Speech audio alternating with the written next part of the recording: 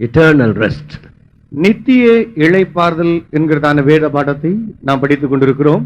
Today we will meditate on the subject, the rest in discipline. ஒழுங்குபடுத்தலினால் உண்டாகிறதான இளைப்பாறுதல் என்கிறதான பகுதியில் இன்றைக்கு நாம் காண்போம். Yesterday we saw what's the meaning, the definition of rest. இளைப்பாறுதல் என்றால் அர்த்தம் என்ன என்பதை நேற்று நாம் கண்டோம். And we found out the causes, the reasons why we lose the rest. ஏன் நாம் இளைப்பாறுதலை இழந்து போகிறோம் என்பதை பற்றியான காரணத்தை நாம் நேற்று கண்டோம். And that which is the source by which we can enjoy that rest. அந்த இளைப்பாறுதலை நாம் அனுபவிக்க வேண்டும் என்றால் அதுக்குரியதான உறைவிடம் தான் என்ன என்பதையும் நாம் தியானித்தோம். Today let us turn to Matthew's Gospel 11th chapter verse 29. மத்தேயு சுவிசேஷம் 11ஆம் அதிகாரம் 29ஆம் வசனத்தை இன்று நாம் தியானிப்போம். Praise the Lord. கர்த்தருக்கு ஸ்தோத்திரம். There is a rest when you come under the discipline. ஒழுங்குக்குள் நீங்கள் கொண்டு வரப்படும் போது அதில் உண்டாகிற ஒரு இளைப்பாறுதல் இருக்கிறது. You go through the church history in the world and as well as in India. சபை சரித்திரத்தை நீங்கள் படித்து பார்த்தாலும் சரி, உலகத்திலும் மற்றும் இந்தியாவை பற்றி இருக்கிறதான பகுதியை நாம் கண்டால், Great revivals came, great evangelists, great healers came, and they were able to shake the nation and the multitudes. பெரிய எழுப்புதல் உண்டாயிற்று, பெரிதான சுகமாக்கப்படுதல் உண்டாயிற்று. பிரசங்கிமார்கள் சுகமளிக்கிறவர்கள் எழும்பி தேசத்தையே உழுக்கக்கூடிய அளவுக்கு பெரிய சாதனைகள் எல்லாம் சாதித்தார்கள். But after a short time the revivals fizzled out and the leaders themselves could not maintain their Christian testimony. கொஞ்ச காலம் சென்ற பிற்பாடு அந்த எழுப்புதல் அனைத்துமே பிசுபிசுபித்து போய்விட்டது. அதே நேரத்தில் அதை நடத்தினதான தலைவர்கள், நடத்திப்புக்காரர்கள் கூட தங்களுடைய வாழ்க்கையின் அளவை தக்க வைத்துக் கொள்ள இயலாது போயிற்று. Especially in America, Reverend Allen and Sister Macpherson and Reverend William Branham, they were those who were able to shake multitudes, thousands of people. விசேஷமாக அமெரிக்காவை எடுத்துக்கொண்டால் ரெவரண்ட் ஆலம், அது மாத்திரமல்ல ரெவரண்ட் பிரன்ஹாம், இப்படிப்பட்டவர்கள் லட்சக்கணக்கான ஜனங்களை அசைக்கக்கூடிய இடத்திலே காணப்பட்டார்கள். But they could not maintain their testimony till the last. ஆயினும் தங்களுடைய சாட்சியை கடைசி வரையிலும் காத்துக்கொள்ளாதே போய்விட்டார்கள். And the same thing happening in India also. அதே காரியம் இந்தியாவிலும் தான் சம்பவித்துக் கொண்டிருக்கிறது. You could hear lakhs and lakhs are attending in the healers meetings. சுகமளிக்கிறவர்கள் நடத்துகிறதான கூட்டத்தில் லட்சக்கணக்கான ஜனங்கள் வந்து குவிந்து விடுவதை நீங்கள் கேள்விப்பட்டிருப்பீர்கள். But we all the same time we find out they could not keep up their Christian testimony. அதே நேரத்தில் தங்களுடைய கிறிஸ்தவ சாட்சியை பாதுகாத்துக் கொள்ள கூடாதவர்களாக இருப்பதையும் நாம் காண முடிகிறது. So when you come under a discipline, you will be able to enjoy the true rest. ஒழுங்குக்குள் நீங்கள் கொண்டு வரப்படும் போது மெய்யான இளைப்பாறுதலை நீங்கள் காணக்கூடிய இடத்தில் வந்து சேர்கிறீர்கள். In Jeremiah 17 chapter verses 24 and 25, எரேமியாவின் புத்தகம் 17ஆம் அதிகாரம் 24, 25 வசனங்கள் படிக்கும்போது, நீங்களோவெனில் ஓய்வு நாளில் இந்த நகரத்தின் வாசல்களுக்குள்ளே சுமையை கொண்டு வராதபடிக்கும், ஓய்வு நாளில் ஒரு வேளையும் செய்யாமல் அதை பரிசுத்தமாக்கும்படிக்கும் என் சொல்லை கேட்பீர்களானால், அப்பொழுது தாவீதின் சிங்காசனத்தில் உட்கார்ந்திருக்கிறவர்களும் ரதங்களின் மேலும் குதிரைகளின் மேலும் ஏறுகிறவர்களும் ஆகிய ராஜாக்களும் ராஜகுமாரர்களும் அவர்கள் பிரபுக்களும் யூதாவின் மனுஷரும் எருசலேமின் குடிகளும் இந்த நகரத்தின் வாசல்களுக்குள் பிரவேசிப்பார்கள். இந்த நகரமும் என்றைக்கு குடியுள்ளதா இருக்கும். Now for example, in the armed forces there is the discipline. It is a compulsory. There is no voluntary. You have to be under the discipline. ராணுவத்தை எடுத்துக் கொடுங்கள், அவர்கள் மத்தியிலும் ஒழுங்கு முறைகள் நிலவிதான் வருகிறது. அங்கு இருக்கிறதான ஒழுங்கானது நீங்கள் வேண்டுமானால் செய்யலாம் என்று அல்ல, கண்டிப்பாக கடைபிடிக்க வேண்டியவைகளாக அவைகள் இருக்கின்றன. But here Christ says, take up my yoke. இங்கு ஆண்டவராக இயேசு கிறிஸ்து சொல்கிறார், என் நுகத்தை ஏற்றுக்கொண்டு என்று பேசுகிறார். My yoke is there, but it is for you to take it up or not to take it up. என்னுடைய நுகம் இருக்கிறது, அதை எடுத்துக்கொள்ள வேண்டும் அல்ல என்பது உன்னை பொறுத்து இருக்கிறது. You can be without my yoke, but you take up my yoke. நீ என்னுடைய நுகம் அல்லாமலும் இருக்கலாம், என் நுகத்தை பெற்றும் இருக்கலாம். But I am in my heart meek and lowly. ஆனால் நான் என் உள்ளத்தில் சாந்தமும் மனத்தாழ்மையுமாய் இருக்கிறேன். That word lowly means tapenos. That is, I am low to the ground. தாழ்மை என்று மனத்தாழ்மை என்று சொல்லப்படும் போது தரை மட்டும் நான் தாழ்ந்தவராக, தாழ்மை உள்ளவராக இருக்கிறேன். I am low and I can bring you to that same experience. நான் தாழ்மையுள்ளவராய் இருக்கிறேன், உன்னையும் அந்த அனுபவத்துக்கு கொண்டு வந்து சேர்க்க வல்லவராகவே இருக்கிறேன். Usually teachers sit on the seat and the students have to sit on the ground. பொதுவாக ஆசிரியர்கள் நாற்காலியிலே உட்கார்ந்திருப்பார்கள், மாணவர்கள் தரையிலே உட்கார்ந்திருப்பார்கள். But here the Lord says, I am low to the ground. You come down, I will teach you. இங்கு ஆண்டவர் சொல்கிறார், நான் தரை மட்டும், நான் தாழ்ந்து இவ்விதமாக இருக்கிறேன், உட்கார்ந்திருக்கிறேன், நீ என்னிடத்தில் வா என்று பேசுகிறார். So that is the beautiful secret of the Christian discipline. கிறிஸ்தவ ஒழுங்கின் அழகான ஒரு ஒழுங்குமுறையாக இது இருக்கிறது. Here the Lord comes almost equal to your state and begin to teach you.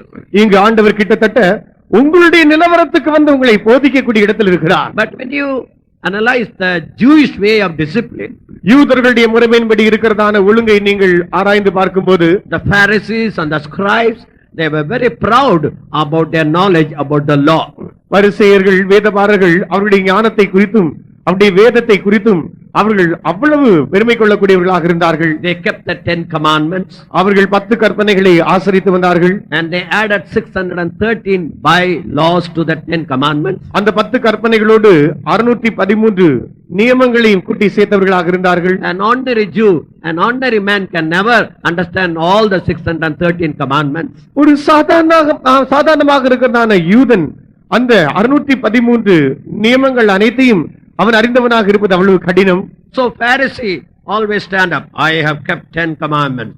I am keeping 613 bylaws. பொதுவாக பரிசேயர்கள் தாங்கள் இவ்விதமாக எழுந்து தைரியமாக சொல்லக்கூடிய இடத்தில் இருப்பார்கள்.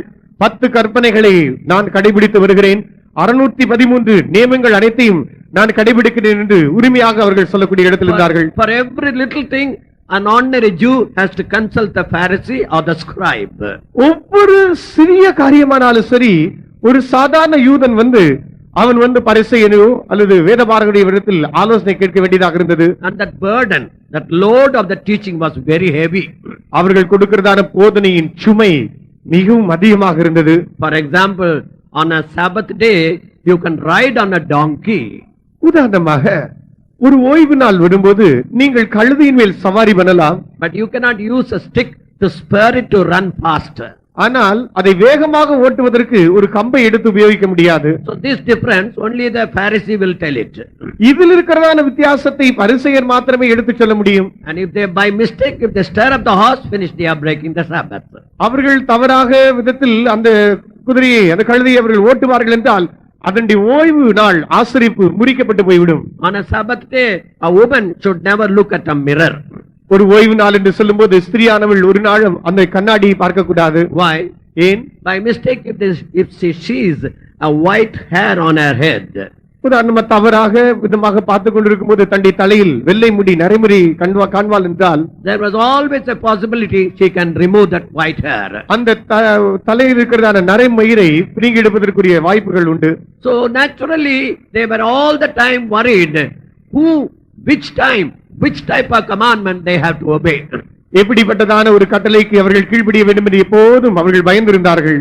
So that the Jew, the Pharisee always used to have an upper hand in the religious life of the children of Israel. இது நிமித்தமாகத்தான் இஸ்ரவேல் ஜனங்களுடைய வாழ்க்கையில் எப்போதுமே அங்கிருக்கிறதான பரிசேயர்கள் தாங்கள் எப்போதும் ஒரு கை மேலே ஓங்கி இருந்தார்கள். They always laid heavy burdens upon the people. எப்பொழுதும் ஜனத்தின் மேல் அதிக பார சுமைகளை சுமத்திக் கொண்டே வந்தார்கள். But when Jesus came, ஆனால் இயேசு வந்தபோது he simplified the 10 commandments and 613 bylaws into 2 main commandments. அவர் 10 கற்பனைகளையும் 613 நியமங்கள் அனைத்தையும் அவர் வெறும் 2 கற்பனைகளாகவே சுருக்கி விட்டார். Kindly read Mark's Gospel 12th chapter 29 to 31. Mark சுவிசேஷம் 12ஆம் அதிகாரம். And Jesus answered him, the first of all the commandments is, Hear, O Israel, the Lord our God is one Lord, and thou shalt love the Lord thy God with all thy heart, and with all thy soul, and with all thy mind, and with all thy strength. This is the first commandment. And the second is like, namely this, thou shalt love thy neighbor as thyself. There is none other commandment greater than these. Now he simplified the 10 commandments and 613 bylaws into 2 important commandments. இவர் 10 கற்பனைகளையும் 613 நியமங்கள் அனைத்தையும் 2 அன்பின் கற்பனைகளாக சுருக்கிவிட்டார். The simple message is love your God with all your heart. அதில் இருக்கிறதான எளிமையான செய்தி என்ன தெரியுமா? உன் தேவனாகிய கர்த்தரிடத்தில் நீ அன்பு கூறுவாயாக. And love your neighbor as yourself. உன்னுடைய அயலகத்தானை உன்னுடைய பிறனை உன்னை போல நீ நேசி. So the discipline of the Lord is not heavy. It is a what you call light discipline.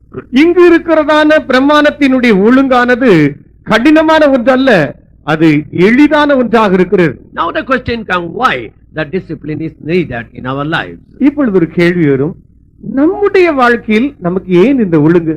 Now in Hebrews 12 chapter verses 10 and 11 Paul says, எபிரேயர் 12ஆம் அதிகாரம் 10-11 வசனங்களில் பரிசுத்த பவுல் விதமாக பேசுகிறார். the purpose of the discipline are the chastening in our lives. நம்முடைய ஜீவியத்தில் இருக்கிறதான ஒழுங்குபடுத்தல் அல்லது சிட்சையினுடைய நோக்கம், அவர்கள் தங்களுக்கு நலம் என்று தோன்றினபடி கொஞ்ச காலம் சிற்றித்தார்கள். இவரோ தம்முடைய பரிசுத்தத்துக்கு நாம் பங்குள்ளவர்களாகும் பொருட்டு நம்முடைய பிரயோஜனத்துக்காகவே நம்மை சிற்றிக்கிறார். எந்த சிற்றையும் தற்காலத்தில் சந்தோஷமாய் காணாமல் துக்கமாய் காணும். ஆகிலும் பிற்காலத்தில் அதில் பழகினவர்களுக்கு அது நீதியாகிய சமாதான பலனை தரும். For they verily for a few days chastened us after their own pleasure, but he for our profit, that we might be partakers of his holiness. Now no chastening for the present seemeth to be joyous, but grievous. Nevertheless afterward it yieldeth the peaceable fruit of righteousness unto them which are exercised thereby. The purpose of the Lord is that you and I may partake in the holiness of him. Holiness. பிரமாணத்தினுடைய நோக்கம் என்னவென்றால் நானும் நீங்களும் பரிசுத்தத்தில் பங்குள்ளவராக மாற வேண்டும் என்பதுதான். So the Lord wants, the Lord chastens us that you and I may be able to partake in the holiness of his life. நானும் நீங்களும் அவருடைய அன்பின் பரிசுத்தத்துக்குள் பங்குள்ளவர்களாக இருக்க வேண்டும் என்பது நிமித்தமாகத்தான் தேவன் நம்மை சிட்சிக்கிறவராக இருக்கிறார். Many a time there are many things in our life which we ourselves do not know what is hidden in our lives. அநேக முறை நம்முடைய ஜீவிதத்தில் காணப்படக்கூடிய அநேக காரியங்கள் நமக்குள்ளே என்னது இருக்குது என்று நமக்கே தெரியாது இருக்கிறது. Sometimes we think we are all right, but when a trial comes, when an actual testing comes only, we know what we are. சில நேரங்களில் என்ன நமக்குள் இருக்கிறதே நமக்கு தெரியாது. சோதனைகள் பரீட்சைகள் நம்மை அடுத்து வரும்போதுதான் நாமே எப்படிப்பட்ட ஜனம் என்று நம்மை குறித்து விளங்கிக் கொள்ளக்கூடிய இடத்தில் இருக்கிறோம். They say scratch a saint, then you will know whether he is a saint or not. அவர்கள் சொல்வதுண்டு, ஒரு பரிசுத்தவானை சுரண்டிப்பார், அவன் பரிசுத்தவானா இல்லையா என்பது உனக்கு விளங்கும் என்கிறார்கள். So as long as there is no trial, we may think we are all right. சோதனை இல்லாத வரைக்கும் நாம் நம்மை குறித்து நாம் எல்லாம் நன்றாகத்தான் இருக்கிறோம் என்று எண்ணிக்கொள்வதுண்டு. But when the trial comes, then only we will know what is actually hidden in our lives. ஆனால் சோதனை வரும்போது அப்பொழுதுதான் நமக்குள்ளாக என்ன மறைந்திருக்கிறது என்று நமக்கே விளங்கிக் கொள்ளக்கூடிய இடத்தில் இருக்கிறோம். That's why in Job 33 verse 16 we read, யோபு 33ஆம் அதிகாரம் 16ஆம் வசனத்தில் வாசிக்கும்போது, he openeth the ear and see that instruction. அவர் என்னுடைய செவிகளை திறக்க பண்ணி அவருடைய சிட்சைக்கு செவி கொடுக்க பண்ணினார். Again 36th chapter verses 9 to 11. 36ஆம் அதிகாரம் 9 முதல் 11 வரை உள்ள வசன பகுதிகள். அவர் அவர்கள் கிரியையும் மிஞ்சி போன அவர்களுடைய மீறுதல்களையும் அவர்களுக்கு தெரியப்படுத்தி அக்கிரமத்தை விட்டு திரும்பும்படி அவர்கள் செவியை திறந்து கடிந்து கொள்கிறார். அவர்கள் அடங்கி அவரை சேவித்தால் தங்கள் நாட்களை நன்மையாகவும் தங்கள் வருஷங்களை செல்வ வாழ்வாகவும் போக்குவார்கள். அடங்கார்களேயாகில் பட்டயத்துக்கு இரையாகி ஞானமடையாமல் மாண்டு போவார்கள். Then he showeth them their work and their transgressions that they have exceeded. He openeth also their ear to discipline, and commandeth that they return from iniquity. If they obey and serve him, they shall spend their days in prosperity and their years in pleasures. Here that message, that the reason is given why the Lord allows us to go through the discipline. இப்படிப்பட்ட ஒழுங்குபடுத்தல் வழியாக ஏன் தேவன் நம்மை கொண்டு போகிறார் என்பதை பற்றியதான காரணம் இங்கு சொல்லப்பட்டிருக்கிறது. That there are many times we ourselves do not know what are hidden in our lives. அநேக முறை நாமே நமக்குள்ளாக என்ன மறைந்திருக்கிறது என்று அறியாதிருக்கிறோம். For example, in the life of Job, உதாரணமாக யோபுடைய வாழ்க்கையை எடுத்துக் கொள்ளுங்களேன். Job himself got a testimony that he was a righteous man. யோபுவே தன்னை குறித்து நீதிமான் எனக்கூடிய சாட்சி பெற்ற ஒருவனாக இருந்தான். And God himself told Job that he was a righteous man. தேவனே இவன் ஒரு நீதிமான் என்று சாட்சி கொடுத்திருந்தார். But yet Job had to go through a discipline, a suffering which you and I can never imagine of. ஆனால் யோபுவோ நானும் நீங்களும் கற்பனை கூட பண்ணிக்கொள்ள கூடாத அளவுக்கு ஒரு சோதனை வழியாக கடந்து செல்ல நேரிட்டது. You will find there are reasons behind the discipline also. இந்த ஒழுங்குபடுத்தலின் பின்பாக காரணம் இருப்பதையும் நம்மால் காண முடிகிறது. Only 3 reasons I will place it before you tonight. இந்த ராத்திரி வேளையில் 3 காரணங்களை மாத்திரம் உங்கள் முன்பாக நான் வைக்கிறேன். In Job 3rd chapter verse 25, யோபின் புத்தகம் 3ஆம் அதிகாரம் 25ஆம் வசனம், Job says, what I feared happened in my life. நான் பயந்தது எனக்கு சம்பவித்தது என்று யோபு சொல்கிறார். He was a righteous man, but there was inner fear all the time in his life. அவன் ஒரு நீதிமான் தான், ஆனால் அவனுக்குள்ளாக ஒரு பயம் எப்போதும் இருந்து கொண்டே இருந்தது. The Bible says, perfect love casteth away the fear. வேதம் சொல்கிறது, பூரண அன்பு பயத்தை புறம்பே தள்ளும். So, if he was really under the perfect love, that fear would have never, what you call, harassed him. பூர்ணமான ஒரு அன்பு அவனுக்குள் இருந்திருக்கும் என்றால் அந்த பயம் அவனை ஒரு காலம் தன்வசமாக்கி கொண்டிருக்கார். So inwardly that fear was there. உள்ளான விதத்தில் அந்த பயம் இருந்து கொண்டே இருந்தது. Second, in Job 29th chapter, யோபு 29ஆம் அதிகாரம் verse 6, he said, 6ஆம் வசனத்தில் சொல்கிறார், I washed my feet with butter. நான் என்னுடைய கால்களை நான் நெய்யினால் கழுவினேன் என்று பேசுகிறார். He was a righteous man.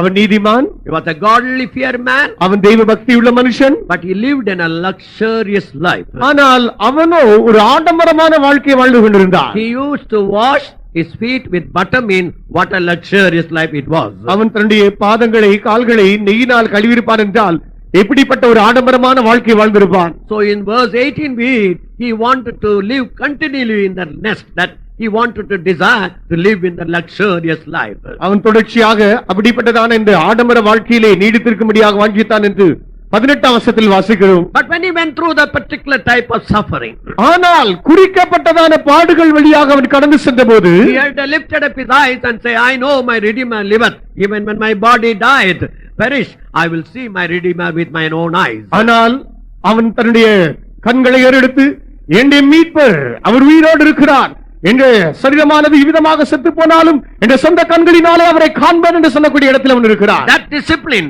that suffering brought him to the face to look up above.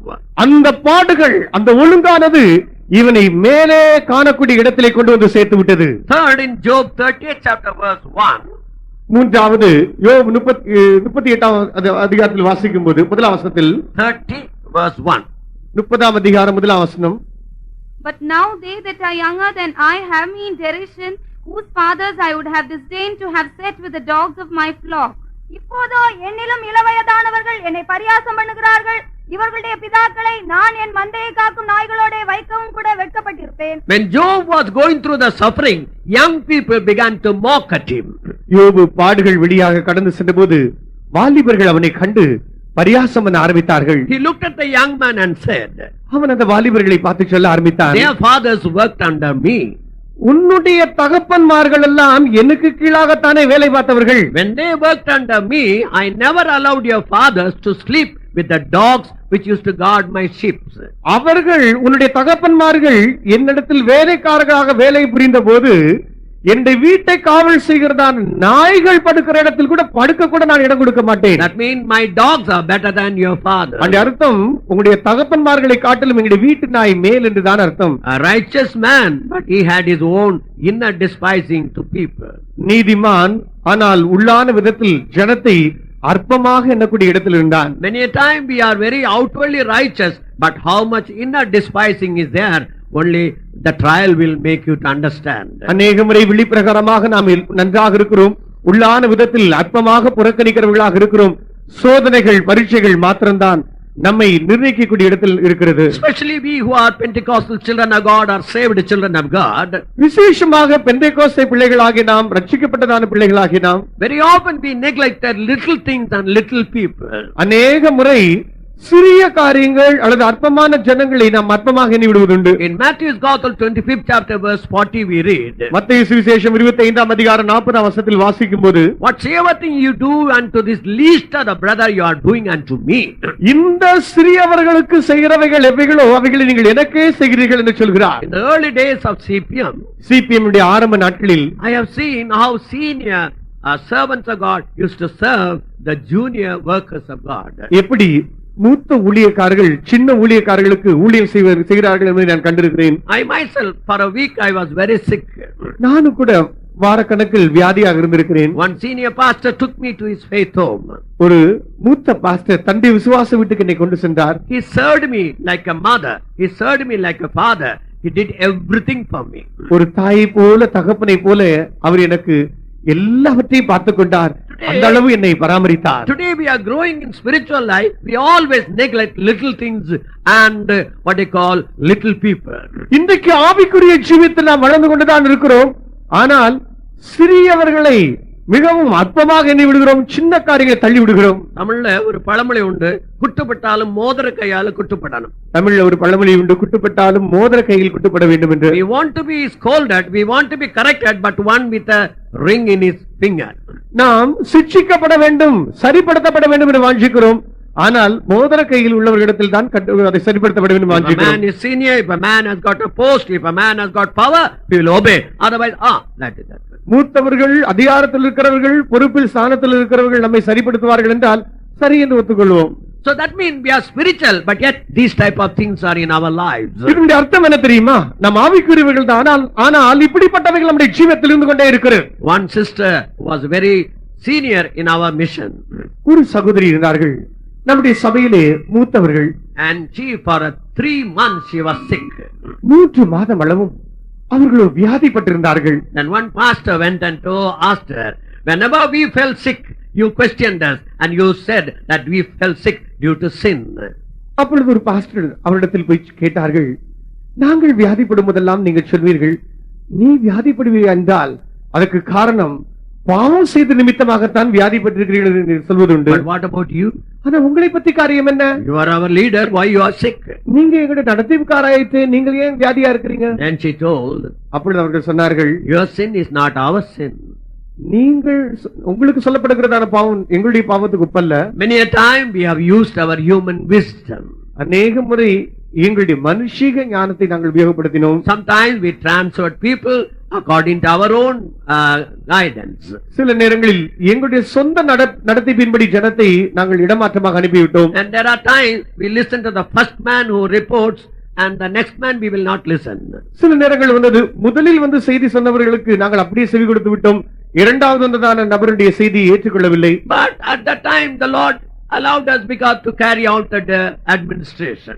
அந்த நேரத்தில் நிர்வாகத்தை நடத்தி செல்லும்படியாக தேவன் அந்த காரியத்தை எல்லாம் அப்படி விட்டு விட்டார். But now one by one the Lord is reminding. ஆனால் இப்பொழுது ஒன்றின் பின் ஒன்றாக தேவன் நினைப்பூட்டிக் Dear கொண்டிருக்கிறார். brother, dear sister, heaven is not a place where you can do anything and talk anything and live anyway and try to squeeze it there. சகோதரனே சகோதரியே, பரலோகம் என்று சொல்லும்போது நீ வேண்டிய பிரகாரம் எல்லாம் பேசி செய்து காரியங்களை முடித்துவிட்டு அங்கு சென்று விடலாம் என்று எண்ணக்கூடியதான இடமல்ல.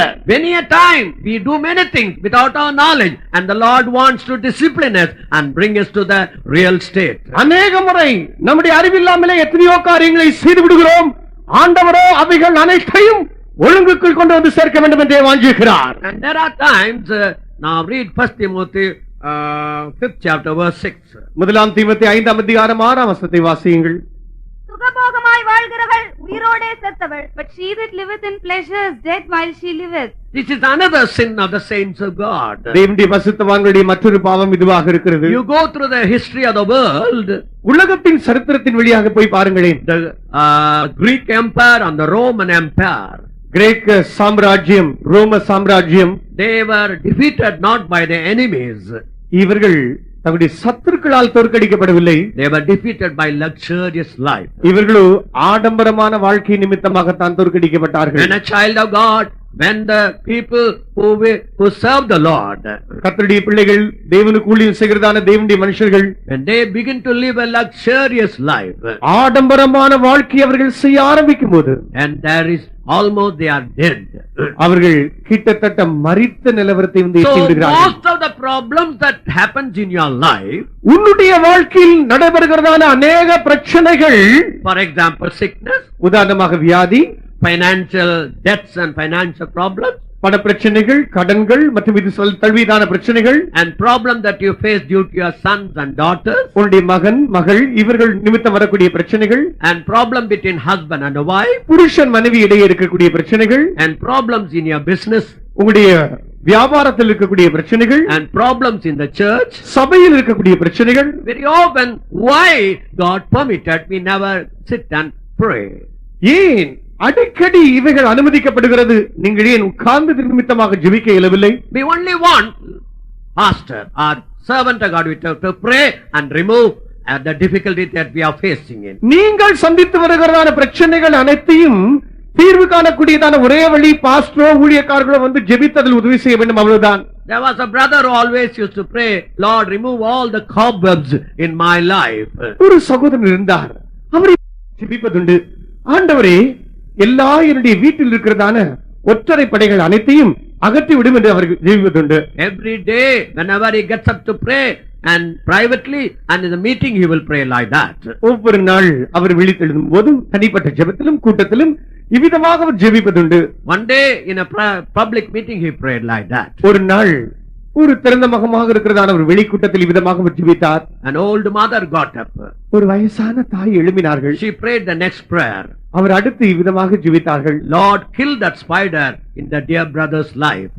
ஆண்டவரே, அந்த அருமையான சகோதரனுடைய வாழ்க்கையில் இருக்கிறதான ஒற்றரை பூச்சியும் நீ கொன்று விடும் ஐயா என்று ஜெபித்தார்கள். He was praying, Lord, remove the cobweb, but he never discovered the spider in his life. இவரோ எப்போதும் அந்த ஒற்றரையே காண்டு கொண்டிருக்கிறார், ஆனால் அதுக்கு பின்பாக இருக்கிறதான அந்த சிலந்தி பூச்சி அவர் காண்கிறதில்லை. So brother, sister, tonight you don't look at the cobwebs, find out where the spider is. சகோதரனே, சகோதரியே, இந்த ராத்திரி வேளையில் தானே அந்த ஒற்றரை நீ கண்டுபிடிக்க வேண்டாம், எங்கே அந்த சிலந்தி பூச்சி தங்கி இருக்கிறது என்பதை நீ கண்டுபிடி. The moment you remove that spider, நீ அந்த சிலந்தி பூச்சியை அகற்றுகிறதான க்ஷணத்திலே your problems will be solved. உன்னுடைய பிரச்சனைகள் தீர்வடையும். God never fails in his work. தேவன் தமது கிரியைகளில் ஒரு நாளும் அவர் கைவிடுகிறவரே அல்ல. Tonight God is going to meet you very specially. இந்த ராத்திரி வேளையில் தானே உன் தேவன் உன்னை விசேஷமான விதத்தில் சந்திக்க In every problem of your life, the Lord is going to touch you tonight. உன்னுடைய பிரச்சனைகளின் ஒவ்வொரு பகுதியாக ஆண்டவரே வந்து இன்றைக்கு தொடத்தான் போகிறார். But you have to change the prayer tonight. ஆயினும் நீ ஜெபம் பண்ணுகிறாயே, அந்த ஜெபத்தை இன்றைக்கு நீ மாற்றி அமைக்க வேண்டும். Yes, you prayed for healing. ஆம், சுகத்துக்காக நீ ஜெபிக்கிறாய். Yes, you prayed for victorious life. ஆம், ஜீவியத்துக்காக நீ ஜெபிக்கிறாய். Yes, you prayed for financial prosperity. நீ செழிப்பை தழுவிக் கொள்ள வேண்டும் என்று பண சம்பந்தமான பிரச்சனைகள் நீங்க ஜெபத்தை ஏறெடுக்கிறாய். But tonight, ஆனால் இந்த ராத்திரி, Lord, why I am sick? ஆண்டவரே, நான் ஏன் வியாதிப்படுகிறேன் ஐயா? Why I am living a defeated life? ஏன் தோல்வியே பஞ்சம் கொண்ட ஒரு வாழ்க்கையை நான் செய்து கொண்டிருக்கிறேன்? Why I am paying so much rates or interest for my loan? என்னுடைய கடன் சம்பந்தமாக ஏன் இவ்வளவுக்கு அதிகமாக வட்டி தொகைகளை செலுத்தி வாழ்க்கை செய்து கொண்டிருக்கிறேன்? Why my son and my daughter are not obedient unto me? ஏன் என் மகன் என் மகள் எனக்கு கீழ்ப்படிவதே இல்லை? Why my husband drinks? ஏன் என்னுடைய புருஷன் குடிக்கிறவராக இருக்கிறார்? Why my wife does not obey me? ஏன் என் மனைவி எனக்கு கீழ்ப்படிவதே இல்லை? Lord, it is because of me. ஆண்டவரே, இது என்னால் தான் ஆண்டவரே. Why this rain came? ஏன் இந்த மழை வந்தது? Why this disturbance? ஏன் இந்த தொந்தரவு?